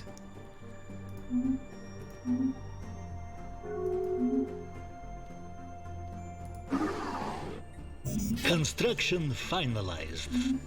So it looks like the Andigoj, yeah, they've been split up. This is actually not terrible, though, because this is giving me yet another buffer. So minerals, we'll sell that. I'm assuming this guy's going to just go wipe out their capital. Hello, Rumrims. How's it going? What is my empire build and idea? I always like this question because it lets me read the silly little short story behind this. So there's a viewer, he's a streamer as well, one that I highly recommend, called Johnny Big Time. Now, if there is a dwarf in a game, Johnny Big Time Johnny Big Time is all over that option. So I had an idea. We were doing the Ancient Relics story pack for the first time. And as soon as Johnny saw that there were dwarves, obviously from the humanoid pack, he's like, why are you even considering any other options? And of course he was right. So we thought, okay, so what's a way that I can make dwarves work for for the ancient relics, and this is what we came up with. This is the story of Harrison Jones, High King of Old Albania. No artifact was safe from Jones, and even the most ingenious engineers of ages past could not develop a mechanism that would confound his brilliance. Through his legendary exploits, Jones united the quarrelsome tribes and set his sights on new secrets and the treasures buried within. The Akano people of Old Albania are now reaching out into the galaxy in their stone ships, continuing the great work of the High King. No tomb is safe, and no civilization will remain untouched. So, it'll be the brief one, because Johnny's not here, so I don't get a chance to make him feel like $1,000,000. So what we went for in terms of the default, obviously we've gone down to some technological paths here. Alpine preference, industrious, natural engineers, strong, and non-adaptive. And then in terms of the government, we went for an imperial system. They are xenophobic, militarist, materialists, and they've got a Byzantine bureaucracy, philosopher king, and now a distinguished admiralty. And we have embraced the Borg. So in my reasoning here for the Byzantine bureaucracy is I like the idea that if you're like going to go get a driver's license or something like that, your idea is consulted in the great database of grudges, and you have to settle the score before you can get common documentation and things like that. So again, definitely going very hard on a fun to play as opposed to or not. Sorry, when I say fun to play, like I'm definitely leaning on the this is a fun idea and how I represent it rather than an ideal build for a species or something like that. But it's been a neat little experience nonetheless. Although we dug too deeply and too greedily, and now there's the Nanites running all over the place. So I am a little curious what they do. I mean, this is the problem, is all my war goals are going to go away. General Paltanak here, acting military governor of New Baldorak. I am pleased to announce the end of major combat operations in Sector 47G. At least 512 insurgents have been confirmed killed since our operation began 2 cycles ago, while our own losses have been minimal. Extra commendations to all forces involved for keeping civilian casualties to an acceptable level. Paltanak out. Interesting. You know, funny thing, I actually don't play that many tabletop RPGs. This is largely due to the fact that I can't really find that many people to play with. I am aware of it, but if what you're identifying is that I really like building up stories and stuff like that, yeah, one of the biggest things I like the most about Stellaris is the ability to sort of make your own little world and sort of populate it. You'll play with me, Chalk? That's lovely, Vulcan. Yeah, the other thing too is I'm not unfamiliar with it. So some of the ideas for RPGs that I really liked were Mage the Ascension. I thought that had a really interesting magic system. D&D is a pretty standard one. I've played that. I thought Shadowrun was a really interesting setting, but of course Shadowrun has the CRPGs available for it now. And I sort of feel like I'm obligated to say Call of Cthulhu, but I feel like Call of Cthulhu would be really hard if you don't have a good like DM or GM or whatever. So planning on using Stellaris as a world-building tool for a homebrew sci-fi world. That's a great idea. I mean, that's obviously one of the things that I think makes... Well, maybe it's not so obvious, but it's one of the things that I think makes Stellaris work. I think kind of the gold standard for a lot of people when it comes to sort of, build a sci-fi setting is Games Workshop. Like, whether or not you like sort of grimdark... shouty space marine man, the fact of the matter is that there is a ton of stuff that uses that world. Like when you say Warhammer 40k, you have this ludicrous world in mind, and you have a pretty clear idea of what you're getting, and obviously that makes that great for for licensing. And more importantly, familiarity with that world means that you can save yourself a heck of a lot of time, building the setting. You don't need to have some opening title crawl of, well, these are kind of what the elves are like, and these are kind of what the dwarves are like, but we're going to call them different things this time around, and so on and so forth. Some people really like that, obviously. But I think the thing that's so effective about Stellaris is that they've given you this giant canvas on which you can tell any science fiction story that you want. And so instead of spending the time, like, unlike, you've got this canvas of history for the other Paradox games. For a game about the future, they said, well, we're not going to bother coming up with a world. What we're going to do instead is we're going to give you the ability to come up with literally anything you want. Obviously, as the game's been developed, there's just more and more tools to realize the things that you want with it. So I think the idea of using this as a world-building tool is a great idea, because I think that's very much in line with what makes this game an effective science fiction game.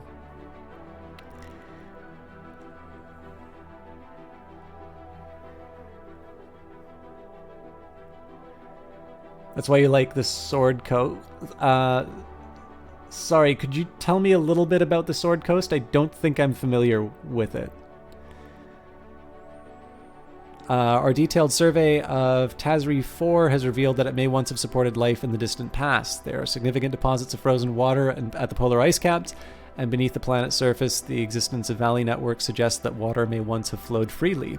Terraforming this planet would be theoretically possible, but we do not yet possess the technology to accomplish this monumental task within a realistic time frame.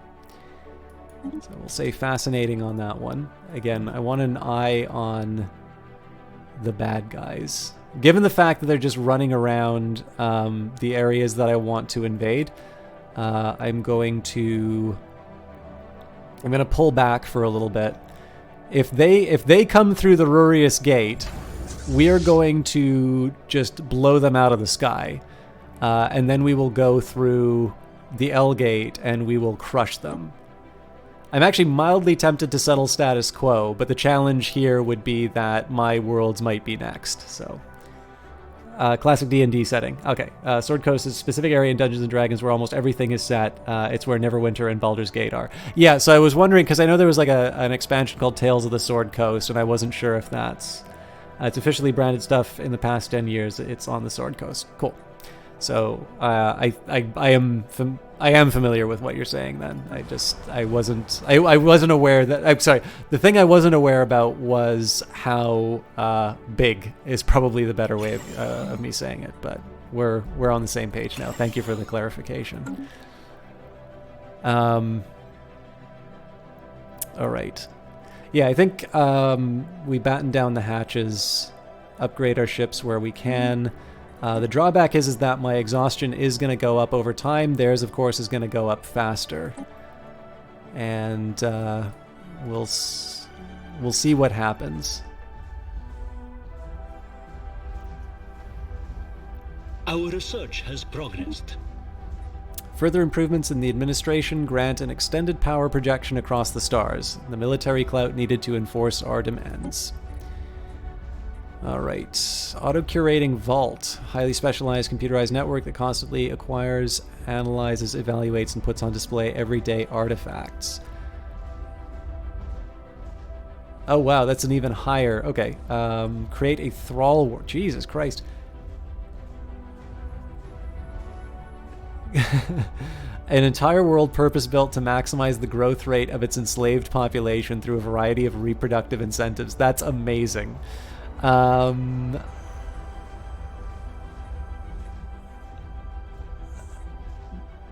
think in this case, though, I'm going to do Doctrine Interstellar Warfare just to get myself a little more fleet capacity. You actually haven't played for a while. Started a new playthrough. It's kind of confusing, even though it's not like you're failing. Mostly have trouble with new districts and trade. Yeah, so those are the new mechanics that were added in Megacorps. So the good news is that the tutorial has been updated to reflect the changes. So if you need a refresher, establishing means of production. You probably could do worse than check that out. I'm struggling on this one just because the AI actually wound up having a lot more advantages than I thought they would, and I was a little unlucky. I was lucky in some senses for placement and unlucky in others. This is also the very first time I've had a negative event come out of the L gates, so I am mildly curious about how this goes. Turning these guys into a tributary seems a hell of a lot less attractive now, but...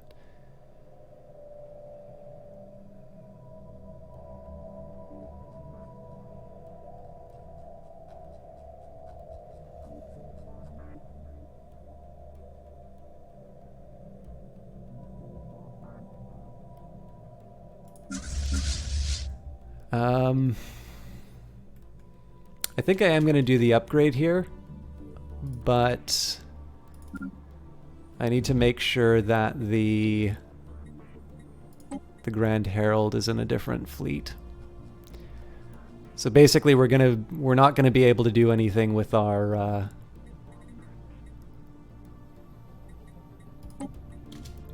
we're not going to be able to do anything with oh crap.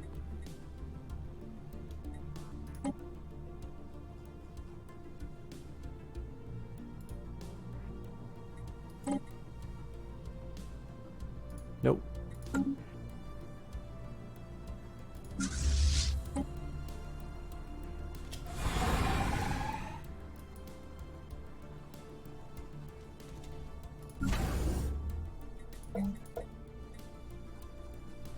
Yeah, so we're not going to be building anything for a while, but that's fine. Essentially, I'm just trying to get a read on where the big bad guys are.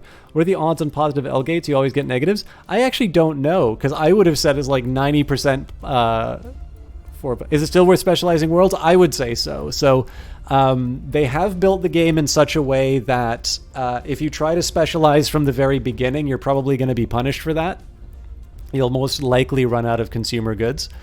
But I also think if you take care of yourself to a point where you can start specializing, it's a really powerful benefit. So we've got a tech system, and then as you can see here, I've designated all of my planets to get certain benefits. Okay, so more unemployment problems. This is a hard one to deal with. In this case, I think getting some more clerks will be worth it.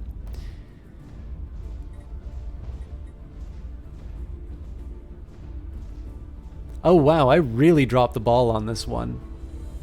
I didn't realize that I messed up that number. I'm sure I saw it somewhere else, so. Okay. Traditions, we're back to harmony, so I think the plan was Utopian Dream, and then the mind and body. So the dream of a utopian future drives our people ever forwards. A better tomorrow is worth fighting for. So this should make my happiness a bit higher. It looks like the industrial worlds... Yeah, everybody's running out of housing.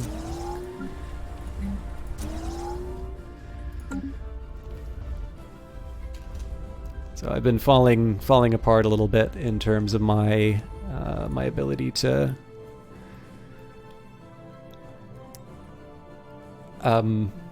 sorry, I'm tripping over my words. I've been kind of falling apart a little bit in terms of managing my systems.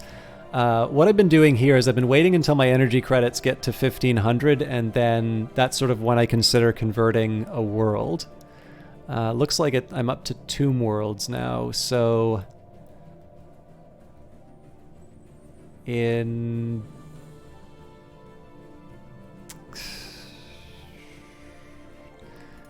Nah, we're gonna go... I do kind of want to convert the Tomb Worlds, but they're really expensive, so I'm gonna take the easier to adjust group. The real decider here will be when the Tempest Shoal finishes taking out the capital world Aztan. Construction finalized. Are they going to move towards my stuff? Which is bad. Or are they going to try... Are they going to go home? Or are they going to try and take out the rest of the Aztani? Again, if I ever get worried, I can always settle status quo. Ships upgraded. Okay, upgrade's always good news, but I think this is the wrong... Yeah, this is the strategic readiness fleet, so I don't actually need them to be at full capacity yet. It's nice to have, though.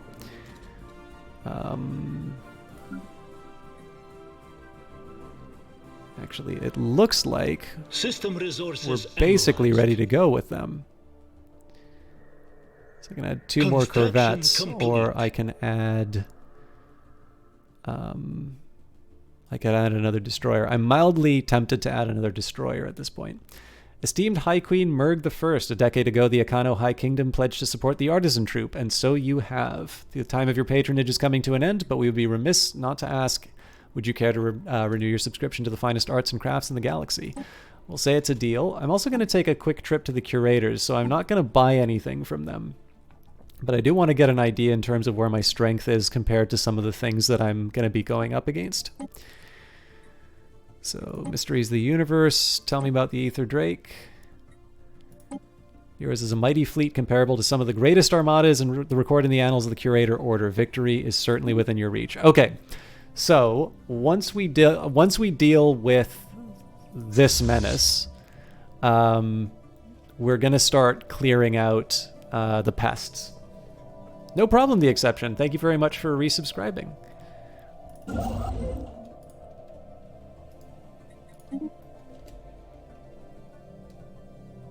Wait, I didn't actually build the...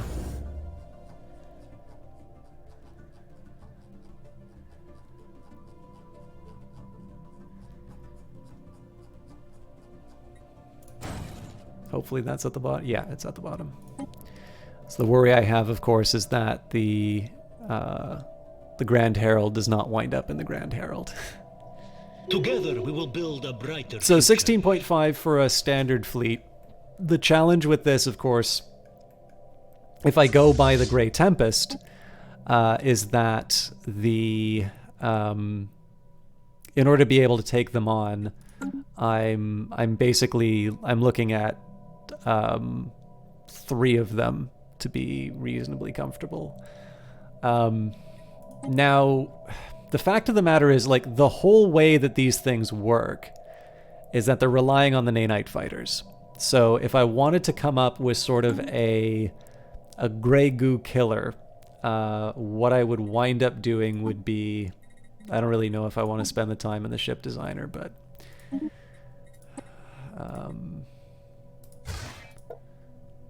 something like... Wait, really? Oh. Interesting.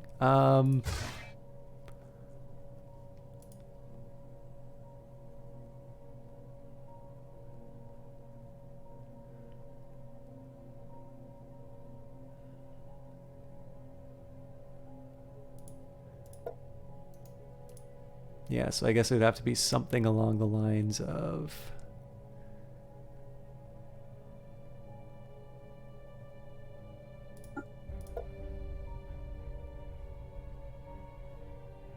Yeah, I mean, something like that. I was just trying to think of, like, maximizing the number of barrier point defense, because I believe that is the... That's kind of the... Enemy strike craft. Yeah, I'm not quite sure why you'd do a flak battery over a...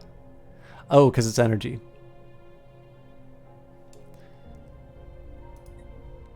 Anyways, yeah, so the idea is, because the majority of its damage is actually coming from these ships, the energy sphere is a concern, but not like... It's like not the end of the world. Essentially what you want to do is you want to find a way of dealing with its primary source of damage, which is going to be the Nanite fighters. Obviously boosting up shields would be kind of nice. And then...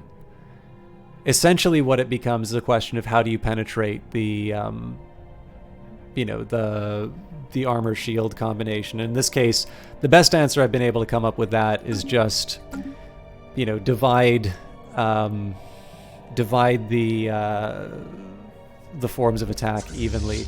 The other possibility, of course, is that strike craft don't have that good of a range.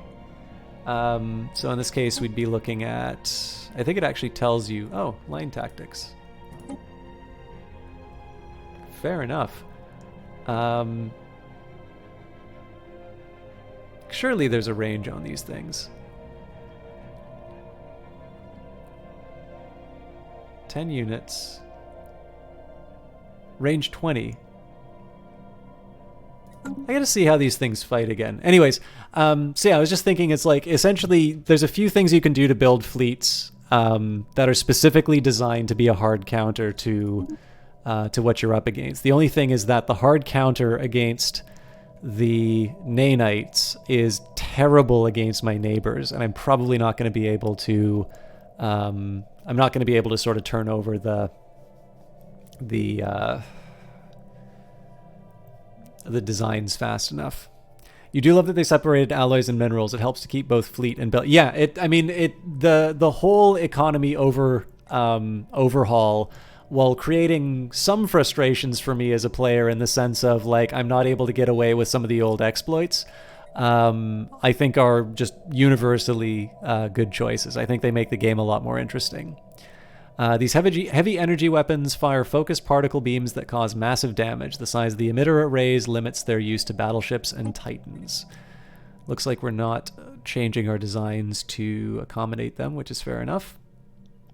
Advanced research complexes is looking more attractive now, so we'll go for that. This is partly because I'm starting to run out of space for jobs, so I'm going to want to upgrade my my existing works. So again, depending on what this fleet does, I have to weigh the desirability of me trying to turn these guys into a tributary again. And then the question really becomes, do I want to try and take out some of the Titans right away, or do I want to go through the Howling Vortex and try and deal with whatever's on the other side of terminal egress? Ships upgraded. Okay, so Grand Herald's online.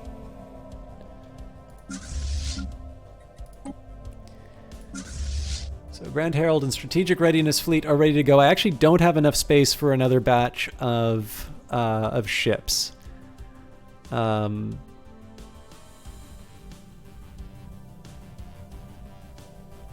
that's just going to mean I do another batch of upgrades in my star bases.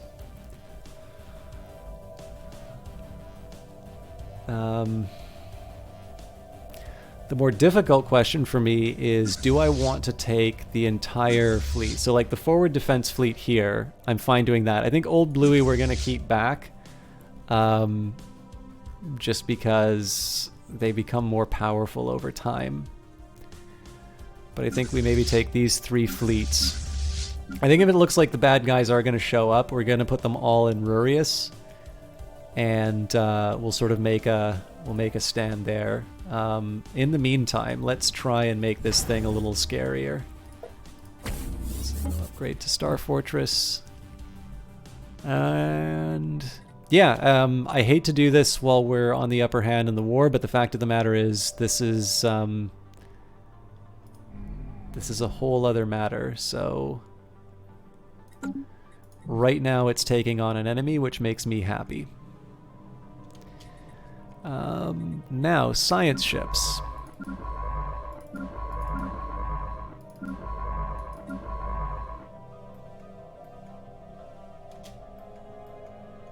This might get awkward.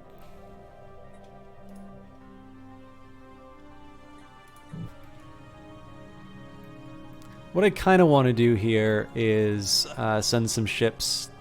Essentially, I want to send a ship into the Howling Vortex and see exactly what's going on. It is almost certain whatever I send in there is going to die, but I really do need some eyes to see what what I'm up against if I decide to go in there. The ISS Jal Wadden never made it all the way to PO-1141 to study the anomaly surrounding it. The ship, along with science officer Sapra Nick and crew, blinked out of existence as it was navigating the debris field. Then it reappeared minutes later. Sapra Nick reports that they found themselves briefly in some extra-dimensional space. External viewpoints revealed that they were surrounded by countless ships of alien design, suspended in a seemingly endless void. Before the crew could get their bearings, the vision abruptly faded and they found themselves back in regular space. However, roughly half the crew are missing. Science Officer Sapra Nick speculates that they may have been selectively trapped by some unknowable mechanism in that strange space.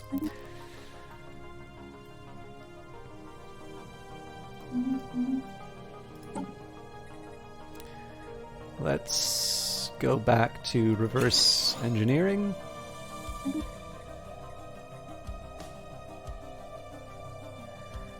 And I don't know if I've still got museum exhibits on my capital, but if I don't... Okay. I also think we are about due for another batch of growth. Alternatively, mastery of nature, but one thing at a time. Sasta is good.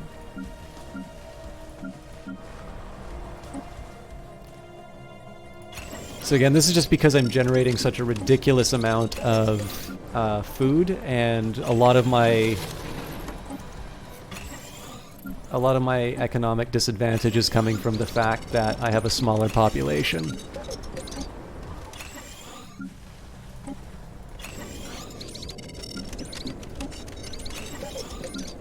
The one place where I may not benefit from it is the capital itself, but even then, we can always move the bodies elsewhere.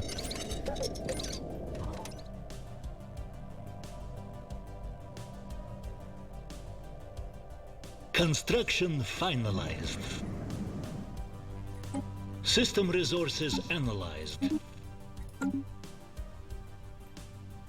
System resources analyzed. Dimensional Rift. The missing members of the ISS Jalwaden's crew, though thought lost to the Dimensional Rift, have reappeared. They hailed us from aboard an unknown vessel, not entirely dissimilar to our own science ships, idling close to where the ISS Jalwaden originally experienced the dimensional disturbance. They claim to remember nothing of their time outside our dimension, aside from a vague awareness of having been away for some time. They wish for nothing but to return to to service under Science Officer Sapra Nick, and intend to surrender their ship to Akano authorities. Very well, or the safety of our people hinges on their destruction. Discourse seeding in progress. Obviously, I want to get free stuff. So let's add another scientist to the mix. Something young and cheap, ideally. Well, resilience not a bad trait to have. Obviously, they're super expensive now because I have a lot of sprawl. Construction finalized. I also did not appreciate that it would take them this long to take out the capital world. Construction finalized. You know what I should have done? Complete.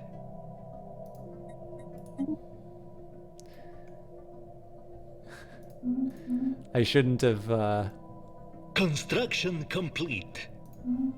I shouldn't have put a scientist on this right away. Okay, construction ship's free to go, so we'll build stuff first and then we'll move on. Again, it just seems to me, I mean, I'm gonna go to Nimbus here just to get rid of the multiple connections penalty. Normally I would just be moving straight on to this next system, because obviously tasty alloys and whatnot, but we've got the science that's in the immediate, or I guess there's a physics that I missed out. But, okay, new command limit, so this is going to give me an opportunity, well, theoretically gives me an opportunity to build more units. In practice, I actually need to get my limit up. Gradual adaptation to the realities of deep space combat allows us to effectively coordinate larger maneuvers. Okay, so the collective self seems tempting. Alternatively, naval capacity, because I'm falling behind. I think I will go for the naval capacity, even though it's not my low or cheapest option. All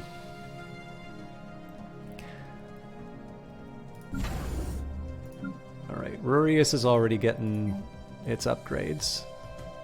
I can build a nebula refinery. The question is whether or not it's worth it.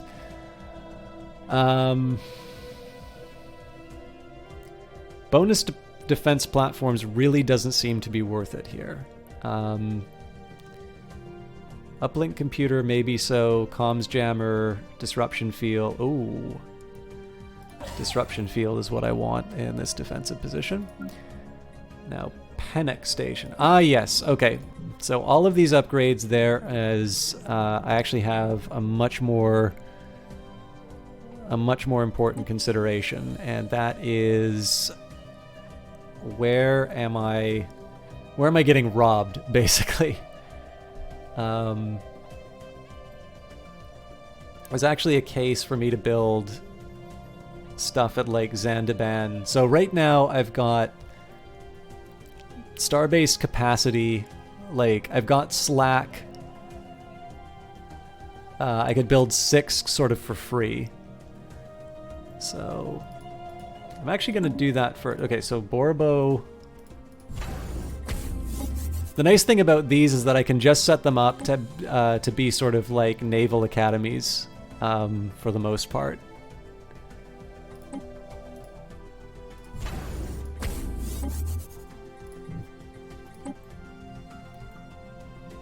Okay.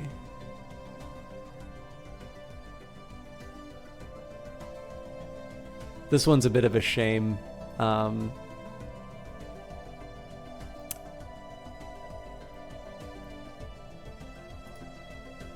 Yeah, you know what? I'll be consistent. So we are 3 up. I can build 3 more. And then, of course, I'm assuming as my empire grows, I'm going to be able to sustain more of these things, but...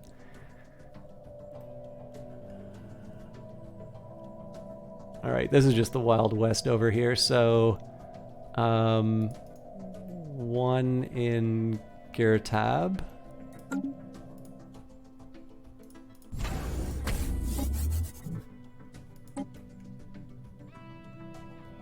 Riak seems the next... Well, normally it would. I actually think Hanerai is the next best one.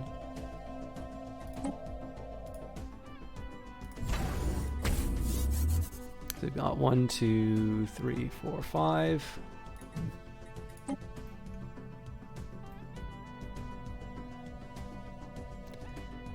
actually don't quite have enough to seal it all. So what I'm going to do here, this is going to be a little counterintuitive. I'm going to build it here, and that's just so I can get the bonus for being next door to the good guys. Or the traders, that is. So essentially this is going to try and cover as much of the piracy as I can with my current setup, and then I'm assuming that this starbase capacity is going to go up over time. Next up, okay, Kabji still has unemployment.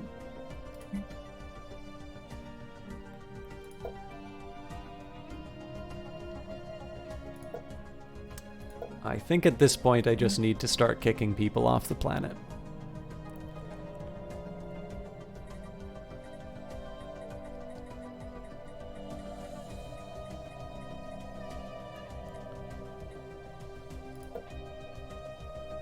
We also have enough slaves that a slave processing facility makes sense here. So we'll start with that. You, unemployed person, can go to... There's always room for mines. Mintaka it is.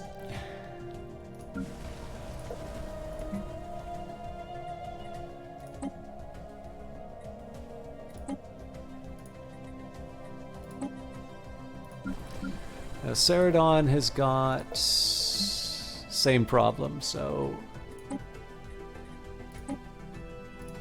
this is why I kind of want to try and keep on top of colonizing the world, because clearly these slaves are going to be better situated. Trade seems confusing to me. Are you talking about this? Are you talking about this setup here, where there's the piracy, or do you mean something something else? Hrimrims. I'll do my best to explain as I understand it. Migration is a thing, although in this case these are slaves that are being built, are being born on my worlds. Okay, anomalous readings detected. Now seems like a great time to build another forge. This barren and lifeless world is showing signs of once having supported a biosphere. Oh no, I want to build a Ministry of Production first. Construction complete.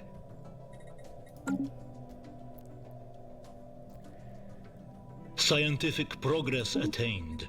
Upgraded space torpedoes encased in armor to better withstand enemy point defense fires. Armor fragments. The armor fragments into shards that cause additional damage when the torpedo detonates. The piracy in the trade hub system. Okay.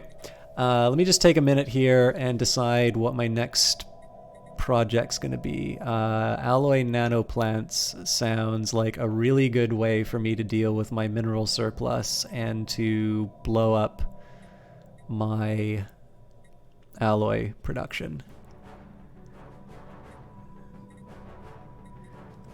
So, as you know, mineral cutting beams all well and good, but we're just generating so many minerals that the nanoplants seem to make more sense.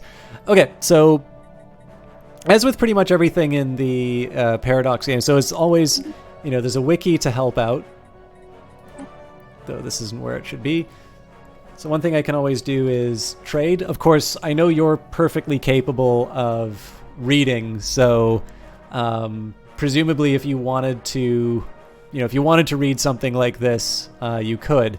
So using the in-game tooltips, basic idea is that, I mean, trade is going to get you money.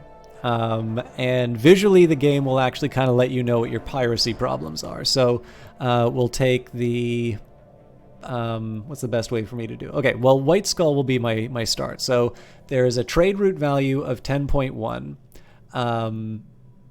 Max piracy negative 2.5. Currently no piracy effects. Current piracy is negative 1.43, but I've got a essentially what's happened is I've got a starbase which has a certain value of protection, and that value of protection is basically higher than the piracy at the moment. So I'm not losing anything to piracy.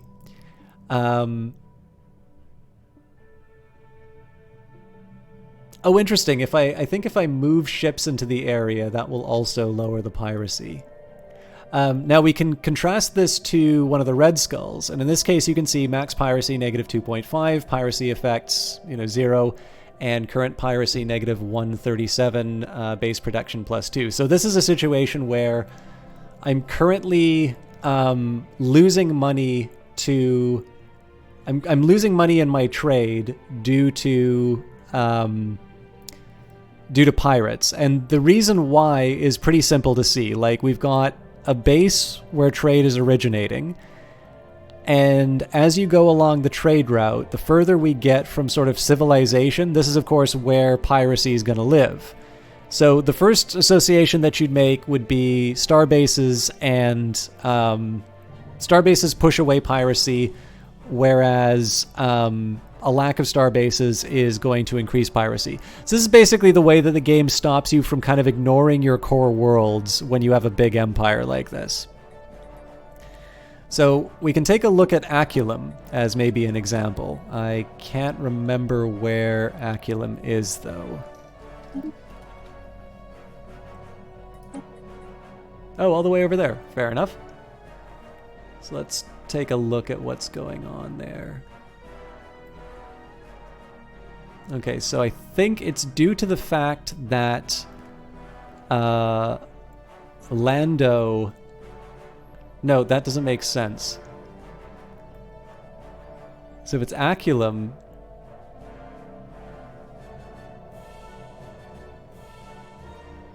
So it says the piracy is -5. Maybe I don't understand this as well as I thought myself. Because oh no, here we go. So in this case, we're unprotected in the Shertan system. And I think that might actually be because... Does Elor have... Yeah, I got an easy fix for that.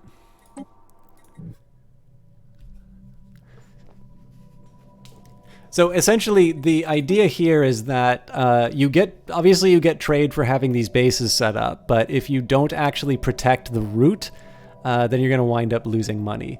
What does interest me is Ofang, which may or may not be listed here. Yeah, maybe it just doesn't have any value.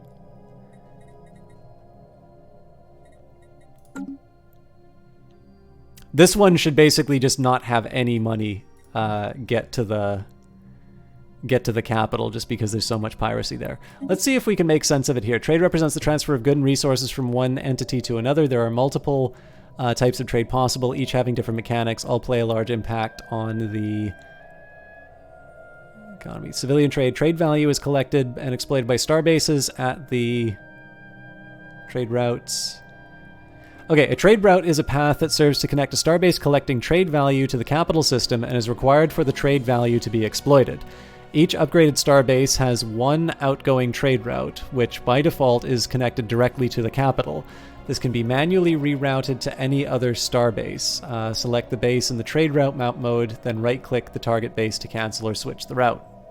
If the trade route of a given starbase leads to another starbase, the receiving starbase will send its own collected trade value and the trade value received from the other starbase further towards the capital system. Once the trade value reaches the Empire's capital, the capital system must contain a starbase of higher than outpost level in order for the trade value to be exploited. Piracy. Lucrative trade always risks attracting piracy. Every trade route goes through a system that goes through a system without an upgraded starbase will attract piracy in that system, slowly growing for 10 years until it reaches 25% of the trade value going through the system. Piracy can be countered in 3 ways. Piracy suppression. Fleets automatically decrease piracy in the systems where they are located when max piracy is less than piracy suppression. As soon as the fleet leaves the system, piracy will start rising again, but any fleet can be given orders to patrol between systems in order to keep piracy levels low. The amount of piracy suppression is dependent on the ship's hull size, with corvettes being the best and Titans being the worst. All right, so I actually don't need to build these bases. I actually just need to move ships through the area, but I still think the hub. So essentially, the idea here, I think in one sense, it's kind of to stop me from building these outposts, which are purely defensive, although I don't really think that makes a lot of sense. And I'm actually fairly confident in terms of the solution that I have in place here. One slight difference that I might make, it's still a tough call. Like, maybe if I had bases in between, because like in theory one way I could manage it would be I like send trade to this world and then like up through here, because there's really only one chink in the armor. Yeah, actually that's a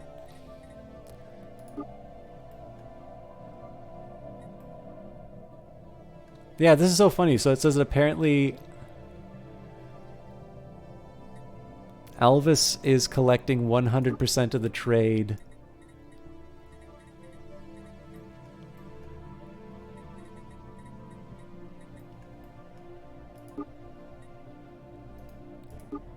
It's collecting 100% of the trade despite the fact that it's clearly being pirated. Anyways, that's fine. I wanted to build these bases anyway. What I am going to do though is when I see that there is a piracy problem, I'm going to take a minute with my upgrades and make sure that we're in a position to try and improve, kind of try and improve our state. So here's an example, Olispi. So as you can see, there's basically nothing being lost to piracy right now.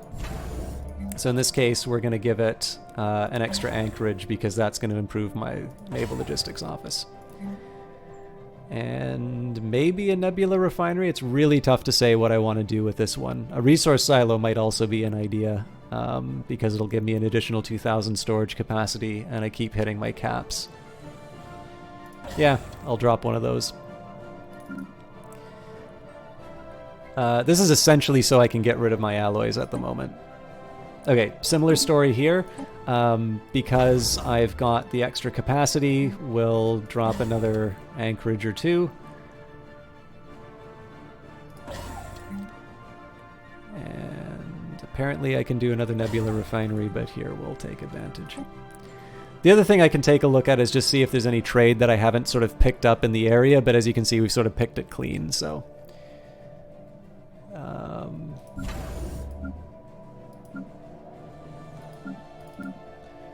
Okay, so it looks like...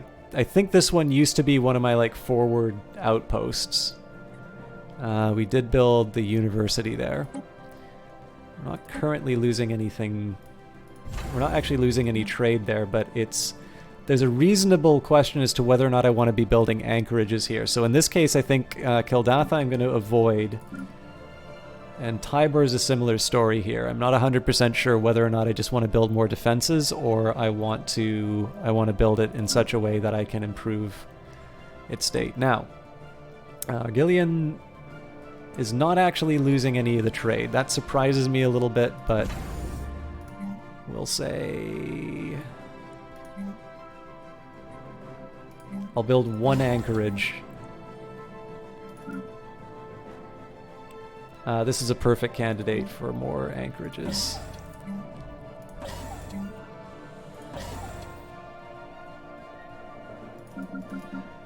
Kabji, again, we're not losing any trade here, so more anchorages, more naval logistics offices. I'm doing this first just so I can avoid the... Now, Ceradon apparently is not doing a good job protecting... it's because we put a trade hub, but we didn't put a hangar bay. So hangar bay will give me higher trade protection and also greater protection rate. Hang on. Yes. So we'll start with the hangar bay. We'll see what else over time. Aldebaran, similar story. I mean, Borobo is already going to be getting an upgrade, though. So I think in this case we're going to keep hammering on the anchorages. And apparently I've run out of money. So we'll drop one of the anchorages. So, oh, no. So what I was originally going to do here was build the Naval Logistics Office, but we'll wait. Okay, so that wasn't like that was not the best possible strategy that I could have employed, but what what essentially I'm trying to do here is just take advantage of the capacity that I already have in terms of my star bases, so that when I start making more alloys, I'm going to be able to upgrade them to an even greater type of base. And hopefully, because I've been investing in my anchorages, I'm going to get my naval capacity up so that I'm able to support additional naval units. Because again, if we do want to start going through the L gate, I really need to be thinking very seriously about how I'm going to be taking on such a large force in that area. React, do I need to make decisions about you yet? Not really. But yeah, it was a Ministry of Production that was going to be coming up. It was Rurius I was worried about. Okay, so Rurius... I am actually going to be getting a bonus activity. So capital has basically been done to death. If I have nothing better to do... I mean, theoretically, I could build another hydroponics farm, but I don't need more food, so... Research Institute doesn't make a ton of sense because I haven't invested very heavily in the research lab, although maybe I should. Yeah, you know what? Let's go for it.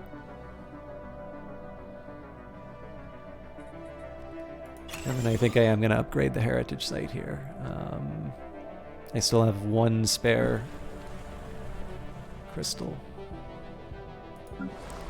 And then Mintaka should lose its... Oh, sorry, I should unpause. Mintaka should lose its surplus or unemployment penalty in a little bit.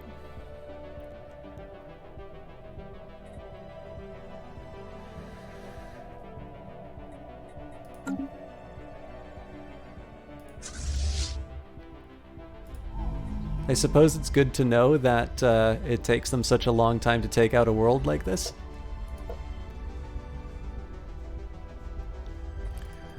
If I was particularly bold, one thing I could try to do would be to bring all of the fleets in on them right now. And,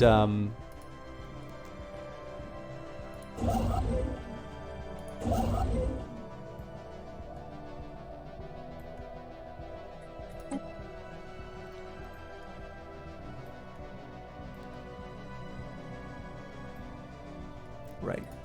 I could try and bring all the fleets in on them now and basically use it as the opportunity to gobble up the rest of their empire. The thing is, I think the cost would be so high to do that. System resources analyzed.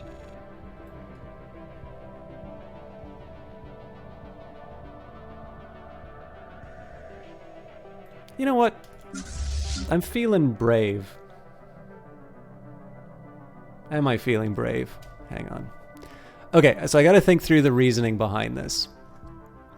I'm up to 23 in terms of losses in the tributary war right now. If I let this thing do what it wants, I'm ultimately fighting a tributary war so that I can get this little sliver here. I'm also sort of implicitly committing to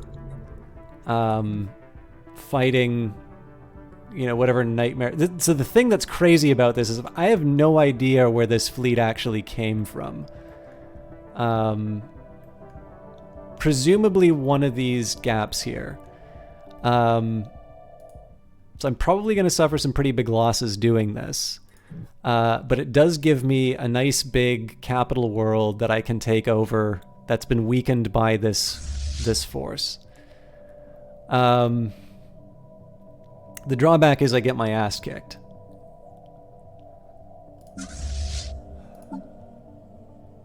Okay, first up, how far away are we from curators?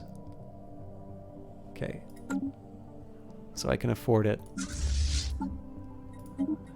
Let's...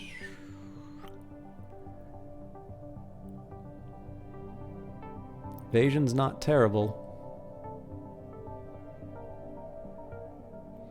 Disengagement definitely sounds like a better trait to have if we're going to be going against the big bads.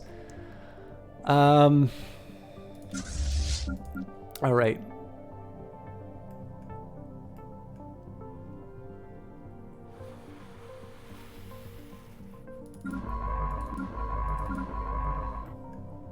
Last question.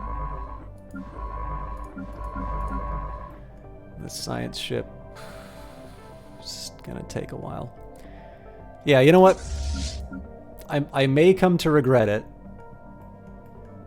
but this sounds like a perfectly good opportunity to show that we've earned that capital world. Scientific progress attained. Okay, advanced research complexes. To expand our knowledge base, we must consider all levels of existence. A new realm of science awaits us. Moving right along, I think, again, we'll go for the cheap tech if I can. My real worry here is that we do lose a lot more to the Grey Tempest, and our enemies take this as an opportunity to beat us up for it. But I don't know, the alternative is we just sit down and wait for the Grey Menace to come and take us out, so...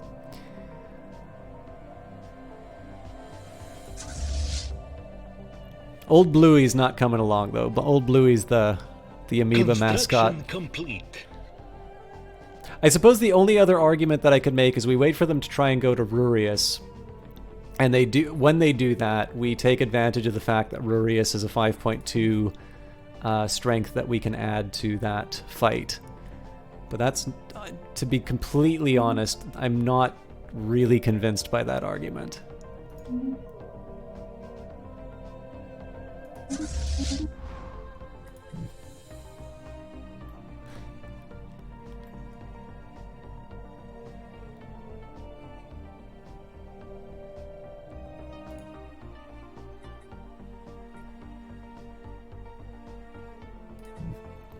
Can I admit I'm somewhat disappointed that my science ships have not already looked at this yet?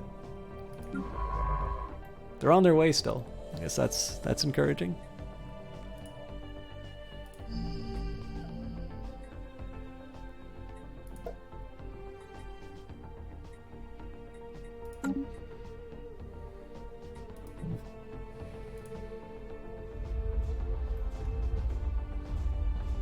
So the real question here is going to be whether or not all these screening ships are going to save me or not. Of course, the other question is whether or not we're actually going to get there in time, but Construction finalized. that's kind of a second order question. Construction finalized.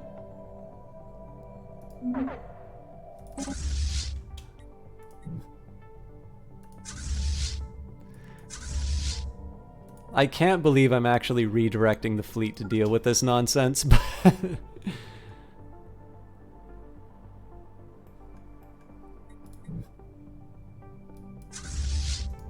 Planetary worksite established.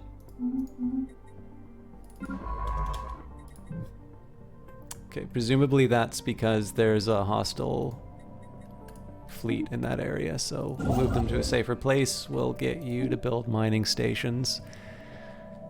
And we just got a new colony, so as is tradition, I think this time we're going to build 2 city districts. So that gives us 4 clerk jobs, and generators are probably it's evenly split in terms of natural resources, but in this case here, it seems to make as much sense to start with a generator district. Construction Mintaka. finalized. All right. We just got a bunch of naval capacity, which I'm going to want to use at some point. But better to decide what goes on in my new mining world.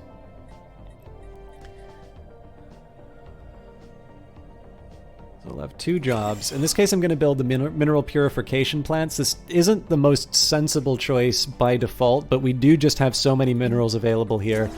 Even though I've got a huge surplus of them right now, this does potentially free up my resources for other works. So in this case, I am actually gonna sort of sit by on it.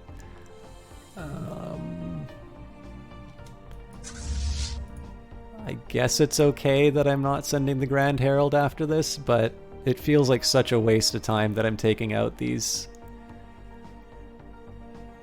secondary fleets.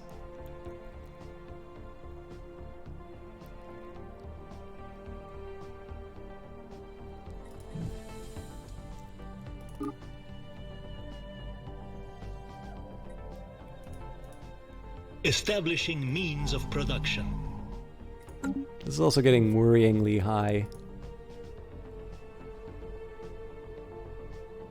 Construction complete. Construction finalized. So hopefully we just take this thing out and like we don't suffer any damage. Yeah, so these guys don't need repairs. And that cruiser's already on its way out, so presumably they're just going to sit around waiting to sneak up on us again. But all right, the Zathorians have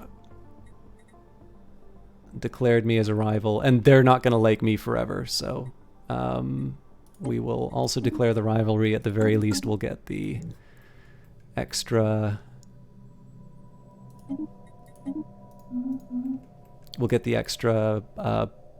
Sort of influence for it, but I do want to be careful because I mean, I'm gonna suffer a pretty big hit to my navy by all accounts, and I better be sure that I'm able to get back on my feet quickly. Also, they've got like twice my population.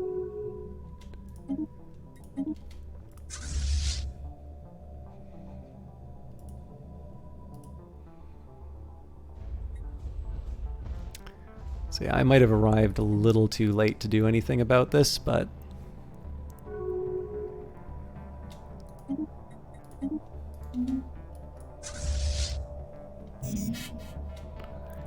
all right, wouldn't be Stellaris if I wasn't running out of mineral resources. This is why it feels weird to be building a system that's dedicated to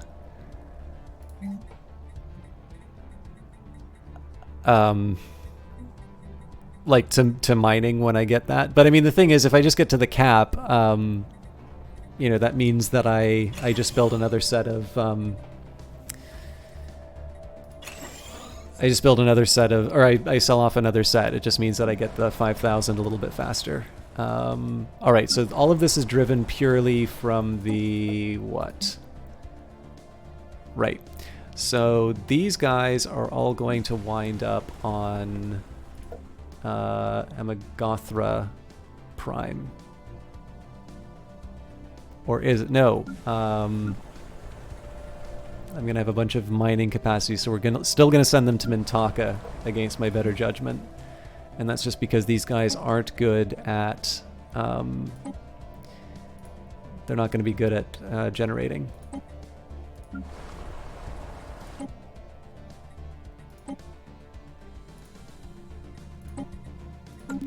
If I'm ever really worried about it, I can always put in population controls on them, but I'm behind in terms of population, so I actually want to grow my my regions, not let them stagnate. Okay, so again, we're waiting on my fleets to hurry up and get in range. Devastation is going pretty high.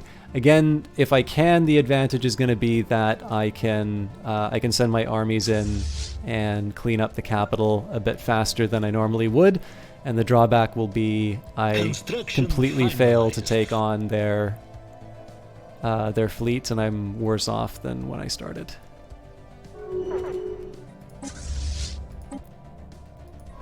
Okay, so get this research in. The Ketling Star Pack have gotten rid of us. The ISS Jal Capo was forced to return because we were poking our nose somewhere we shouldn't. Obviously, the game's been going on sort of around me without me paying attention. The challenge that I'm going to be coming up against is that the galaxy has been wheeling and dealing while I have not been paying attention, and there are alliances forming that are not necessarily to my benefit. But I'm too busy trying to save the world, or at the very least the things I want to acquire. Alloy nanoplants are going to be a bit of a game changer. Nanoseparators are a revolutionary new step in the creation of alloys, simplifying the casting process while improving overall production quality. Citadels are looking tempting right now. Destroyer hull points are also tempting, though, and they're a lot cheaper, so we'll start with that. Now, Forge World. We currently have 6 volatile moats. Obviously, we've got a huge surplus in terms of jobs, but this is the Forge World, right? I want to have this alloy number be as big as possible, so it's also why I'm not too worried about generating a surplus of minerals, because once I start getting my Forge Worlds like properly set up, there is going to be a pretty awe-inspiring drop in terms of the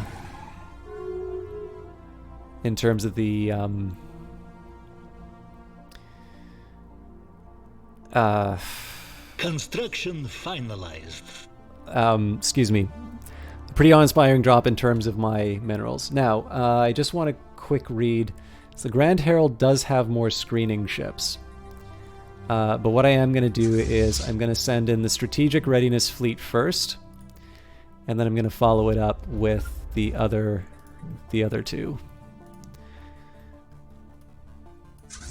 And this is just because, obviously, the Grand Herald works better as artillery. But we don't want to be too far behind. Almost 80%.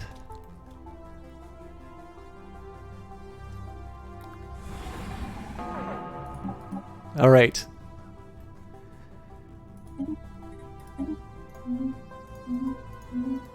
We're going to slow everything down as soon as the remaining fleets show up. Oh, wow. The Grand Herald actually showed up before. That's surprising and unfortunate.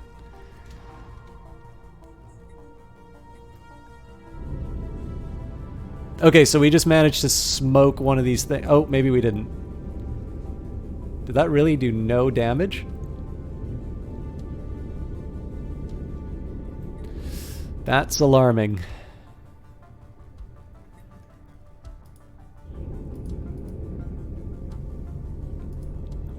Or maybe I'm wrong. Nope, this thing's just dying. Okay.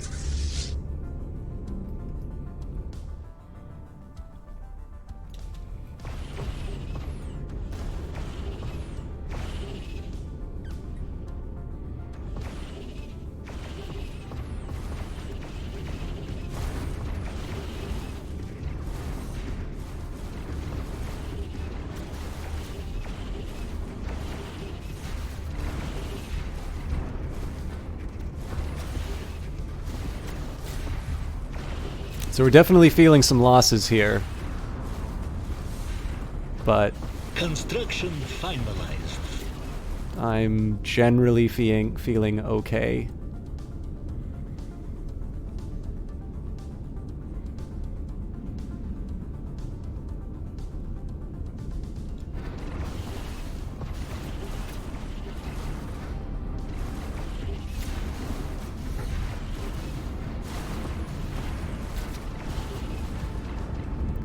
Let us watch the last...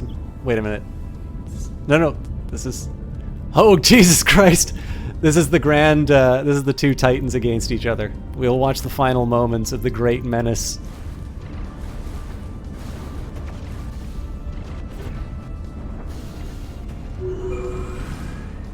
Okay, this is going to be an awesome research opportunity for me. Now, Butcher's build.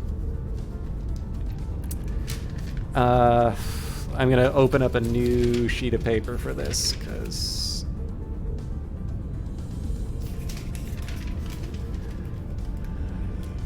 Grand Herald needs... Okay, I don't remember what a raider was. So we owe two cruisers.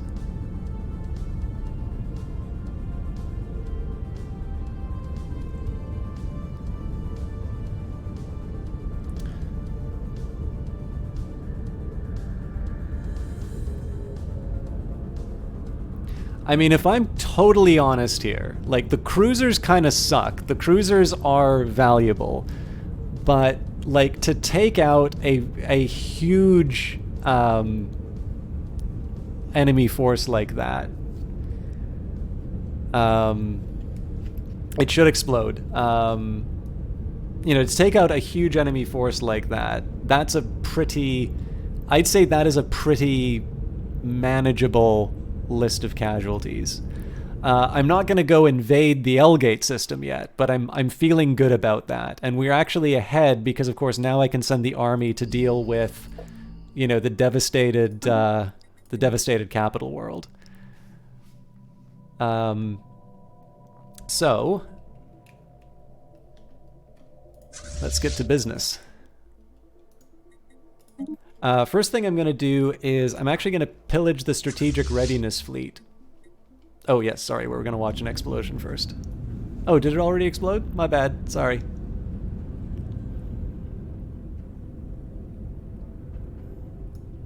Science. Okay. You have no way to reach the project. Really? What if I made you braver? Yeah, I thought so. Okay. So, first things first. Everybody's getting repaired. But I want to kidnap 2 cruisers, 2 corvettes, 3 destroyers.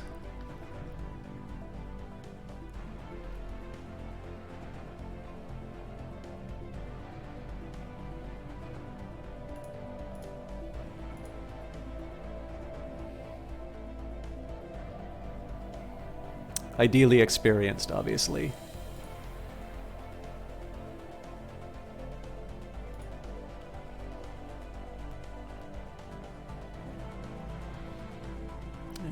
Do I have experienced cruisers? Probably not.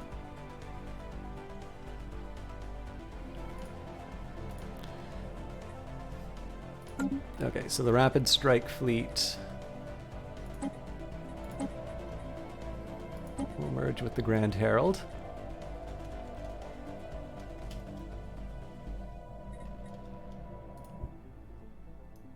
It says attacking the alien menace, and I'm genuinely worried.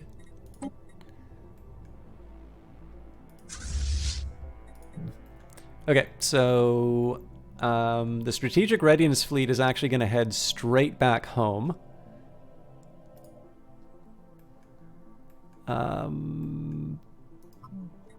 That's basically because I need to build up the replacements for them. Let me just do that right now, actually. So I was going to build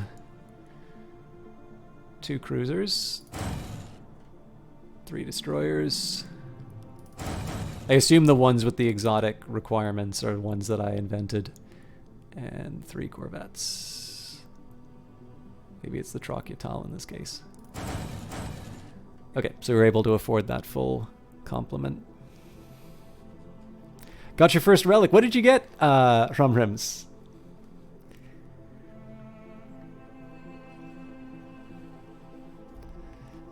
No, they lost like... I think it was 3. Oh, wow, it was 2. My bad. The thing is, though, is like as a proportion of fleet power, though, like they lost quite a bit more. Like if I were to just be going against, like if I were to be going up against 3 interdictors, I would have no problem whatsoever with that. So, like, would I prefer it if I would have wiped them out? Sure. But I mean, I already know there's like 600 million of these things sitting in the, sitting in the L gate. So I'm pretty happy with how that went.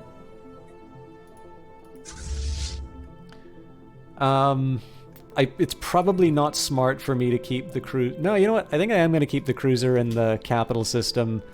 I'm going to keep them really far away. The reason I want to do this is in case they get clever and decide that they want to make a move on me.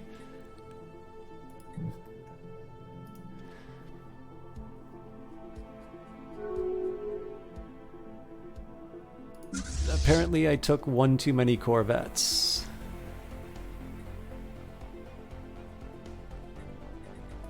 Well, you know what? That's just the new normal.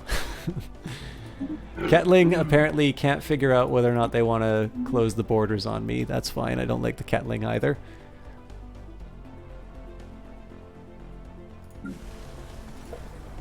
Still have the artifact exhibitions, which is good, but I probably have not... I probably have some tech that I can be...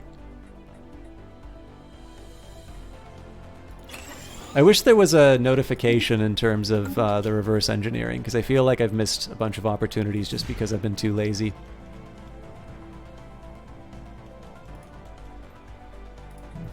As far as the army goes, I hope they just directly invade. Construction finalized.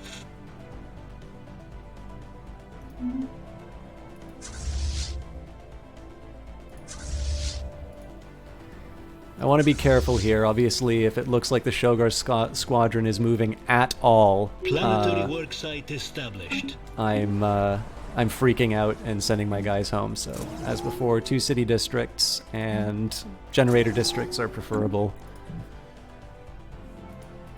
How far away are we from... Okay, Curator Insight's coming up in a little bit, so I'm going to wait till we're at 1500. Space amoeba are coming to eat my science ship.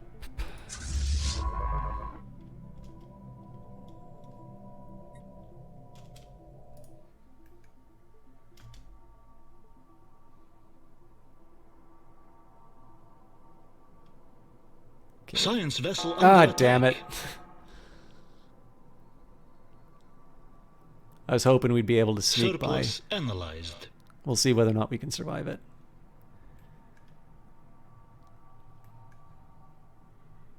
No, we cannot.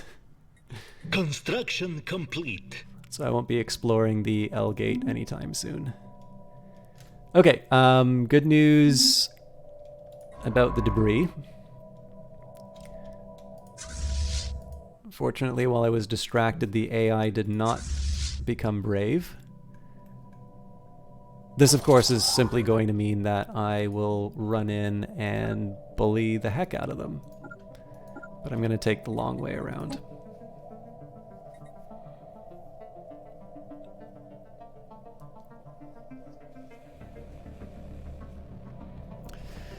So, demanding unoccupied systems is going to be... That's going to be the thing that causes me a lot of grief. Again, I always have the option of settling status quo if Together it looks like... we'll build a brighter future. If it looks like I'm going to run into some serious trouble, but... yeah, we'll do our best. Amateurs talk about tactics, professionals study logistics. By ensuring our fleets are regularly and efficiently supplied, we can increase the number of vessels that we can effectively support.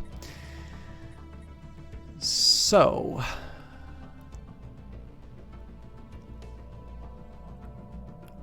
I really can't afford the extra gene modification. The extra starbase capacity actually seems really good here.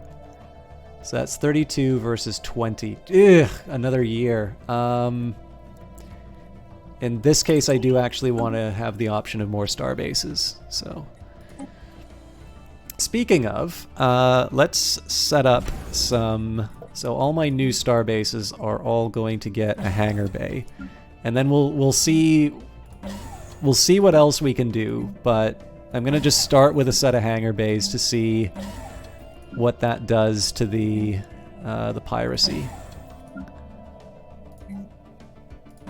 The hope, of course, is to upgrade all of this stuff to something useful. Aculum? Really? I didn't build anything in Aculum.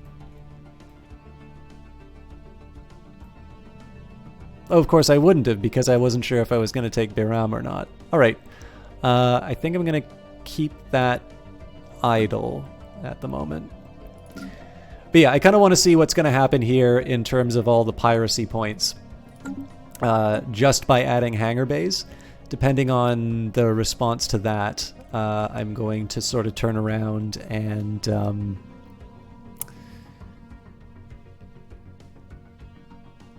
what am I going to do about that, actually?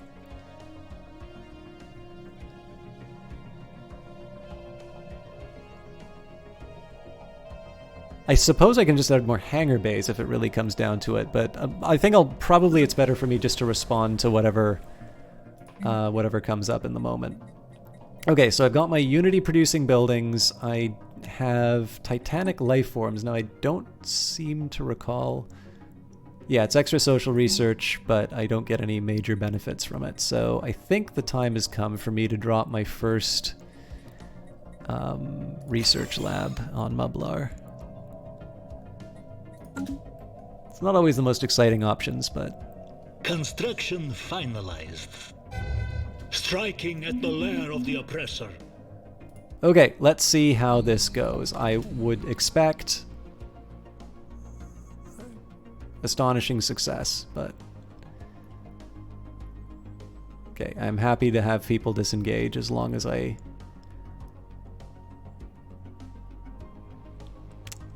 reserves could be better, to be honest. We'll win. The thing is, I just don't want to lose troops.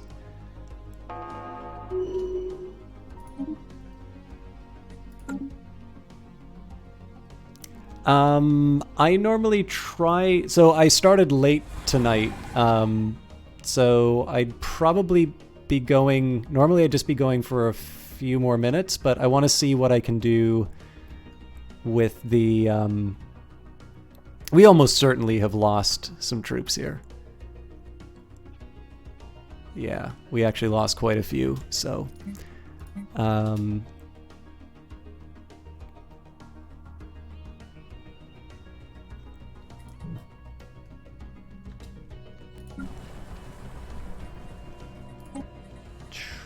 What are my best options? It's kind of any minute now, but if I can, I'd like to try and complete the war. We'll see what happens after I try to take rubies. At the very least, I want to try and take this system, if not this planet. But yeah, I'm any minute now, but I'm not opposed to going longer than my normal time. Okay, so I also don't remember the world where I can recruit, like, the super...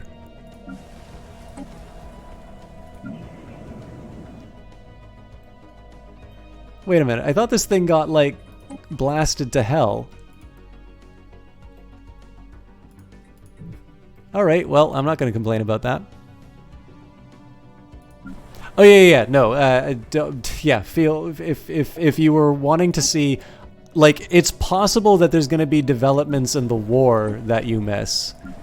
But... Like, unless I truly just blow it... I don't really see how I can lose this. This is more of a question about whether, you know, what exactly are the conditions under which I'm gonna take this guy out. Okay, so these things have got better health, higher collateral damage. See, the thing is that my assault armies really are that much better. So what we're gonna do... It's a good use of minerals. We're going to recruit 5 on all the capital worlds. Okay, we've got 2 flavors of... Ah! Okay, this is good. We can send slaves to go fight our wars for us.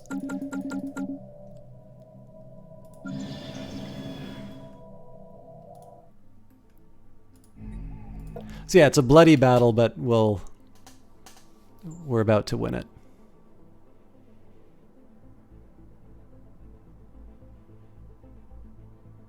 Combat width is a very funny idea, because obviously, apparently our armies are too big for the planet to fit them all.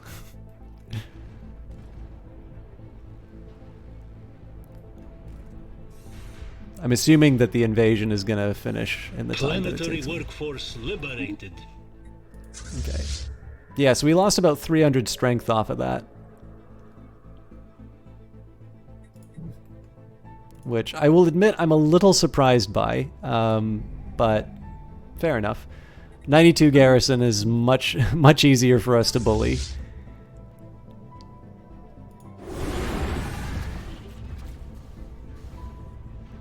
Again, the hope here is that I don't lose any ships, but...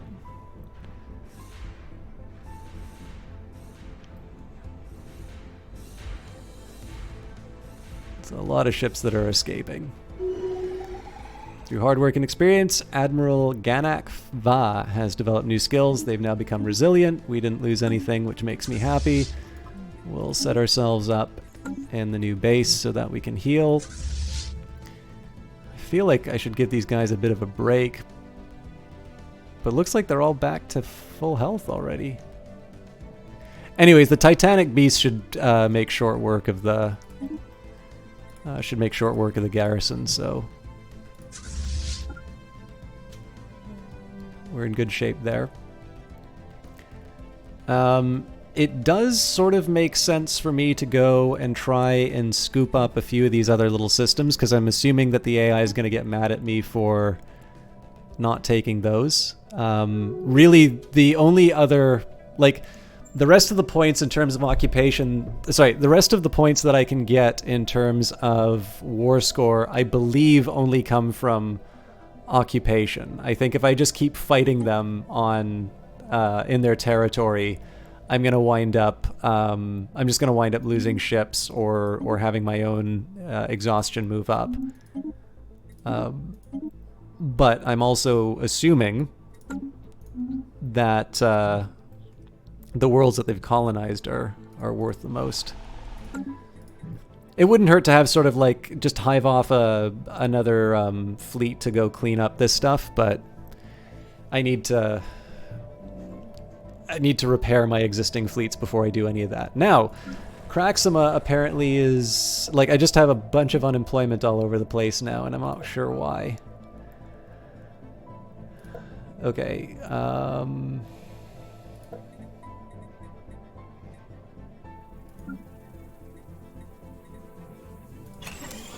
Start with an upgrade there. Craxima is a generator world now.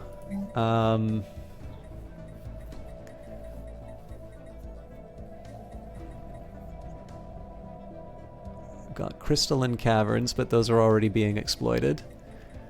I a Hollow Theater would not be misplaced. The other alternative would be to drop a...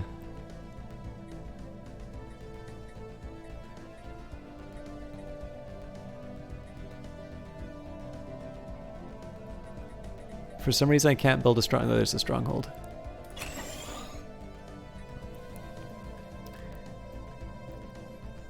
That's not exactly the bravest choice that I've made, but it's a manageable one. So that gives me 1 soldier job, 1 administrator job. I need to find 3 more jobs, so that comes from upgrading the metallurgist.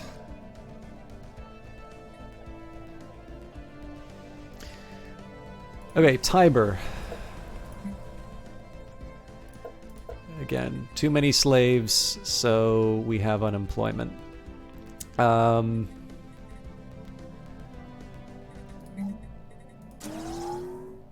That will generate 2 clerk jobs, then we'll get to the next level. So, and Tiber is going to be dedicated towards refining. So this is actually going to be a fairly consistent problem that we have. I'm gonna get those mining districts out of the way. Okay, my Agra world. Heritage site makes sense here. Apparently I decided to double up the fabricators. Oh, that's because the AI assigned it to such a world. We'll start by upgrading the planetary well, not start, but we'll upgrade the planetary administration as well. And we've got level 40, so...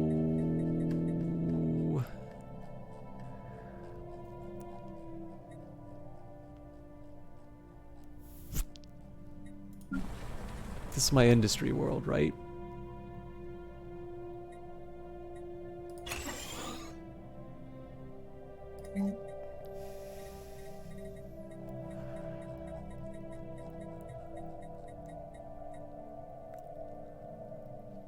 I'm not going to do anything else there. Okay, so building jobs, Nafgravas.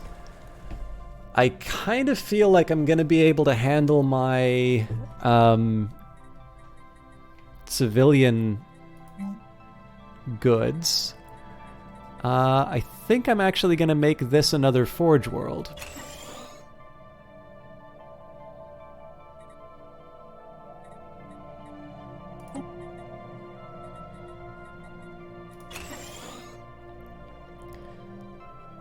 Okay, we're in good shape.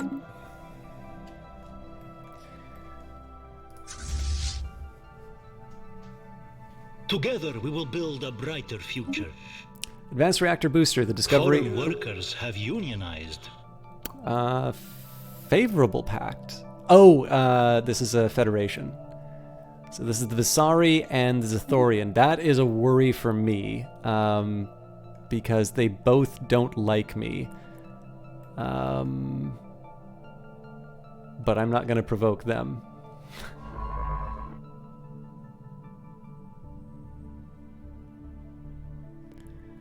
All right, there's nothing that we can do.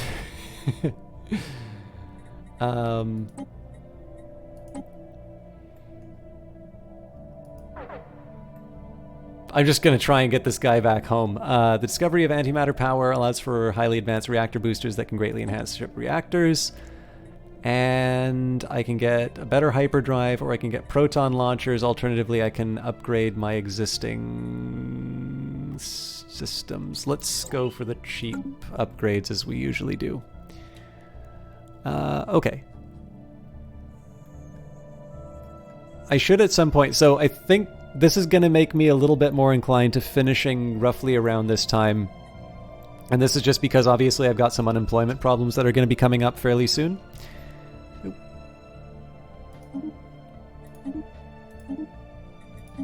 Good. I'm fine with this rivalry. We know about this. So basically, when I do my usual, like, hey, let's review the position kind of a setup, basically, that'll give me the opportunity to try and work my way through what all of the what all the potential problems are going to be. Construction finalized.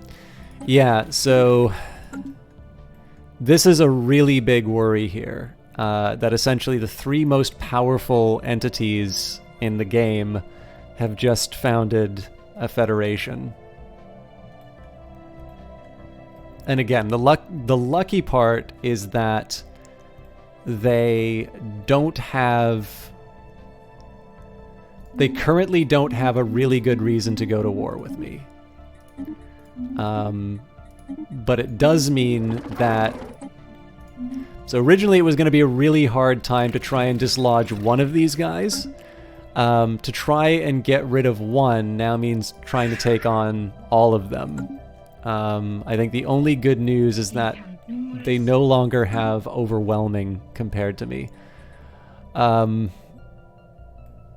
only other thing I might hope for is that they wind up with the like the gray goo coming to take me on.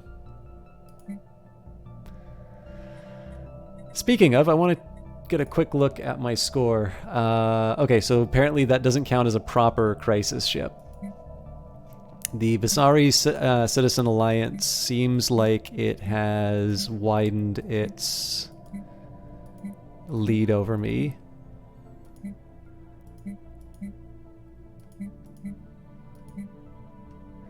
And the Sondrithians have got better tech. In fact, I think the only reason the Sondrithians are not ahead of me is because I have this relic. Okay, unemployment on old Albania, but there's really easy answers to that. I just build better buildings. I'm going to be out of nothing, actually. We're in good shape there. And presumably I'm going to have to pull out a... Ooh, this is going to get ugly. Presumably I'm going to have to pull out like an agriculture district or a mining district to make space. Anyways, it's very rare that I get an unemployed Albanian, so what I'm going to do here is we're just going to find one of our...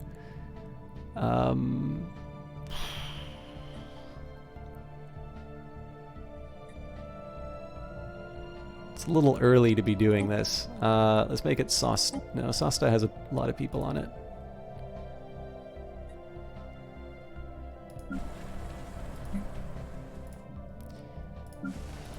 This is going to be generators. Okay.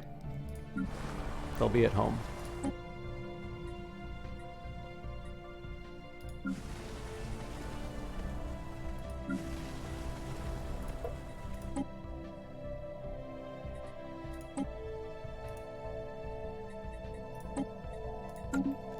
This is really the point where I should start making the AI take over some of these planets, but I'm a control freak. Also, because we just had a bunch of changes to our... sort of the structure of our bases, there's a lot less red on the screen. I'm assuming this one will get dealt with by the construction ship. Essentially, within my borders, I'm in good shape. Sorry, within like my main trading routes, what I mean to say. The unsurprising one, of course, is sort of this middle ground, which we weren't able to sort of reconcile, but that's fine. How are we on replacing our ships? We're actually making some pretty good pace. Obviously, we've got a huge slack in terms of our fleet capacity now. We essentially have room. We almost have enough room for a fully kitted out additional fleet, and it is a trivial matter for me to try and bring this up to its proper state. What I do think I want to do before, though... Wow, apparently I've just ignored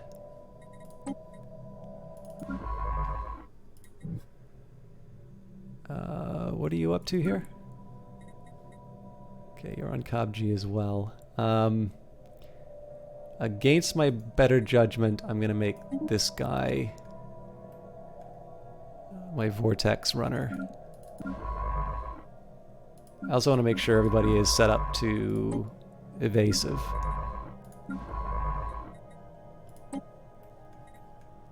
Maybe not. Okay, idle construction ships. That's no good.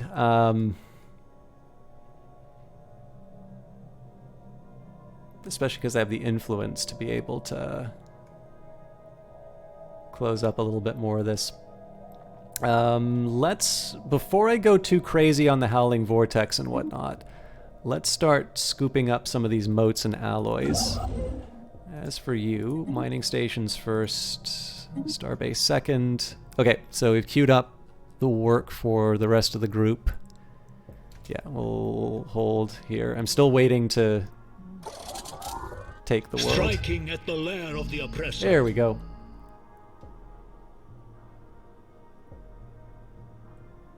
So it is perhaps not the most surprising conclusion that planetary workforce liberated.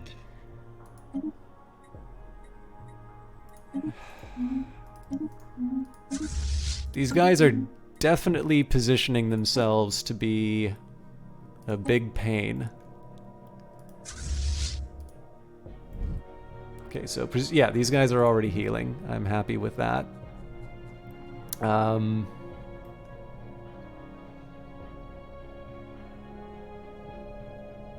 The sad reality is that I don't think I'm going to get the war score that I need just from taking the worlds that they've colonized. I think it is actually going to be a matter of me taking the individual worlds. I still think the preferable strategy, though, is to actually go from colonized world to colonized world, because I can always take my backup fleet. So once this guy is in full strength, the strategic readiness fleet. Hang on, what happened here? The Joint Expeditionary Fleet?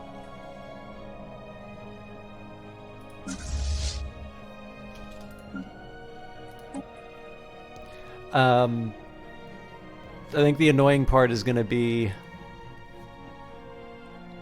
no. So we'll take the Strategic Readiness Fleet. We'll basically just plug in these gaps. So Sayama, Bonago, Coder, that sort of stuff. These guys will mop up all of these. The Grand Herald is going to move on Rubiz with the armies. So essentially we're just going to be sort of this rolling, monster taking the colonized worlds where we can. And then from there, I don't know, like try and get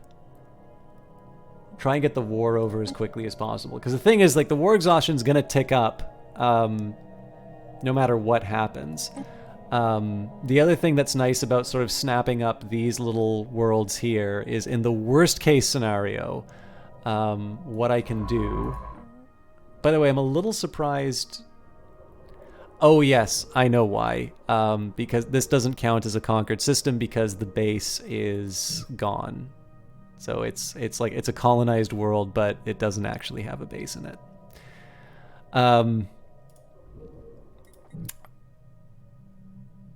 But yeah, so basically, if I have to force peace, I at least get this nice little, like, vassal. The rest of it is whatever. But I don't really see a reason why we shouldn't be able to take all of this. Obviously, it's a very different prize. Like, I probably would not have started a war for this. But it's fine. We're going to have to fight the things from the L-Gate eventually. The Akano Nation is now God Association status. Yeah, this is actually gonna be a genuine problem.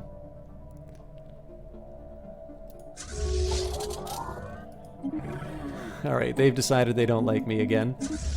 Well, the scary fleet's back, so we will... I'm actually gonna bring everyone on this run. It's a little nerve-wracking because obviously I don't want to have my armies in combat, but the alternative is to sit them down and then potentially get isolated from...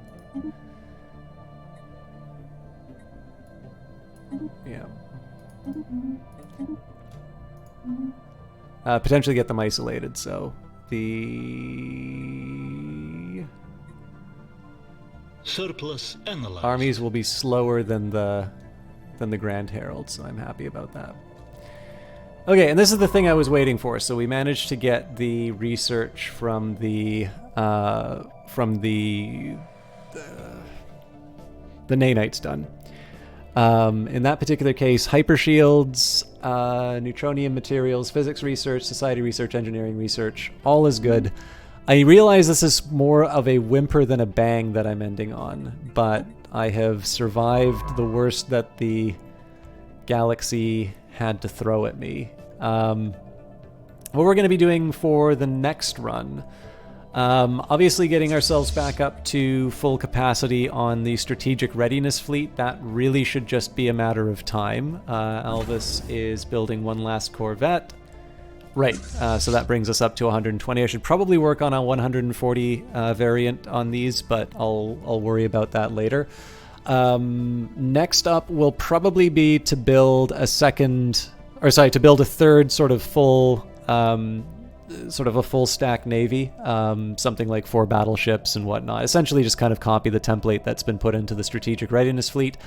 I in reality should have 3 of these kinds of fleets anyway. 1 to deal with this area, 1 to deal with here, and then sort of 1 to protect... I mean, actually, I should probably have 4 because this is sort of a split border here, but... in terms of the overall galactic situation, so if these guys decide that they want to throw their weight around, I've got a big problem. The fact of the matter is, though, these guys are fanatic... Oh, no, they're fanatic egalitarians. They're not fanatic pacifists. So these guys have not normally been spoiling for a fight. They've avoided aggressive maneuvers. They did declare rivalry on me, but it wasn't... You know, it wasn't the end of the world. Like, we didn't have any sudden wars that came out. The Sundrithians are less of a worry than they used to be. I'm a little surprised, to be honest, that we've got an equal economic power now. I'm happy that we've got better tech than the Akano Nation. And then the Visari, I believe, are tough. Yeah, so they've got a larger economic power and a higher fleet power as well. And of course, this is the big worry now is that if we take a look at Federation, so Sundrithian, Visari, and the Zithorian, all superior fleet power. Sorry, one of them is equivalent, so the closest one is equivalent, which I suppose is good news.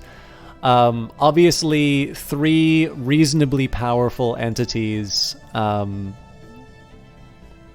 now in a pact. So where maybe my original intention might have been to make sort of some selective incursions against something like the Zithorian Confederation, that's not an option anymore. If I declare war on them, essentially I'm inviting a world of hurt. So what my goal might be eventually, it definitely makes sense that I tried to turn these guys into a tributary, so they're going to need to rebuild their... they're going to need to rebuild what's left of their empire at some point. As for me, probably the next step is going to be to take my oversized navy. And the question is, do I want to take out the Grand Dragon, the Wraith, the Tianqi Space Whale, or the, whatever the hell this is called, Enigmatic Fortress first? I am somewhat inclined to see what's going on in the L Gate, because if I can get that, that gives me a mobility advantage, and the mobility advantage is going to be pretty... that's going to be pretty important when, you know, when problems come up with the bad guys. But I don't know. It's gonna... Like, if there's actually 4 of the Tempest Trolls sitting in here, nobody's getting the L Gate for a while. So, but yeah. So I think in reality, obviously put the pin in on the tributary war. I'm definitely restricted in terms of my options. So where normally I would want to try and take on the Andigoj, the Andigoj have been... Oh, wait, are they protected? No, apparently people are not protecting them. So perhaps the next step is to... I think if I invest in my military...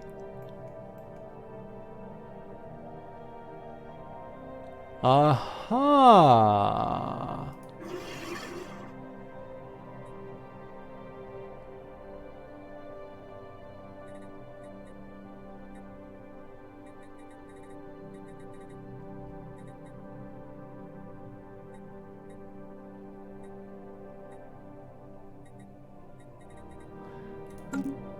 So maybe the Andigoj becomes my next acquisition. There is the problem in the fact that they don't get along with the Akano. But if this all kind of gets... Actually, here's what we're going to do. We'll open borders. I'm going to try and play... I'm going to try and play politics here a little bit.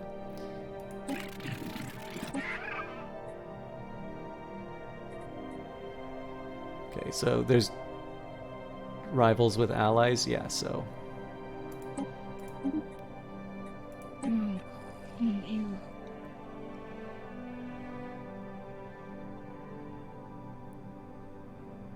So, I mean, obviously I'm pissing these people off, but they already don't like me, so...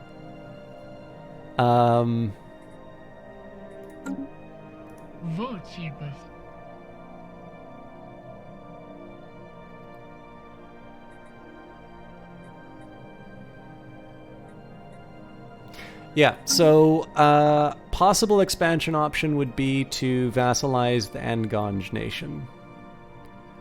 The risk is that they go to war with the Akano nation. But if the Akano nation's fleet power is equivalent... Yeah, no, see, the problem is that they can still bring the Federation in. So that's the risk. But the thing is that, like, if I'm going to say, well, I better not do that, that might make the Federation mad, I might as well just declare that I give up. I'm going to have to make a move that makes myself more powerful. And the fact of the matter is that I am not the type of person who's going to get into federations. I'm the type of person who's going to get vassals, and I'm going to either strengthen those vassals enough to become useful against my enemies, or I'm going to sort of suck their blood enough to become powerful enough that I don't care about coalitions. I think we've got the game plan. Finish the tributary war, get my fleets back up to strength, figure out which of the guardians I want to take out first, and then sort of as a third order problem, try and get my star bases up to full capacity.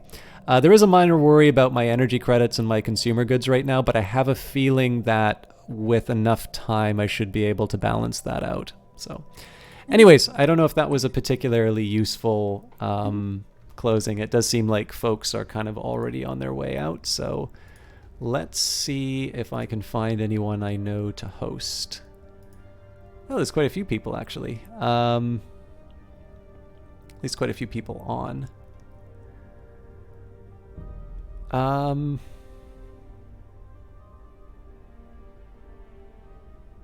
Oh, but Cool Eagle is streaming right now, so... he was obviously nice enough to stop by and say hello today, so I will send you off. He's actually got quite a few more people watching him right now, so I'm sure a majority of you have already gone to check out his stuff. If you haven't seen him, he is somebody who likes to stream sort of Paradox stuff as well, so I'm sure he'd be somebody that you guys can enjoy. He's currently playing a game called Star Sector, which I am not really sure what that is, but I'm sure it's good, otherwise he wouldn't be playing it. As far as me, I am going to be... There's another episode of Elder Scrolls Daggerfall up for tomorrow. I need to figure out exactly what's going on with Surviving Mars. I'm going to do my best to record that tomorrow. Wednesday is Cultist Simulator as always. We've made some progress in terms of that. And then Friday is my open day. I'm feeling somewhat inclined towards the Darkest Dungeon, but don't take that as a promise. I still need to figure out what I'm doing with that. Also, there will be a kind of a new bloggy slash cultist related thing coming up. Hopefully that will not be too far off in the future, but I shouldn't give an ETA on that because I still actually have work to do with that. Other quick word, if you guys don't want to watch Star Sector with Cool Eagle, Tank Pig is playing Age of Wonders Planetfall right now, so I know a lot of you guys enjoyed that. And that's another one to check out. But in this case, I've already decided to host Cool Eagle, so that's where we're going to be going. Anyways, guys, have a good evening. We'll see you next time, and see you then.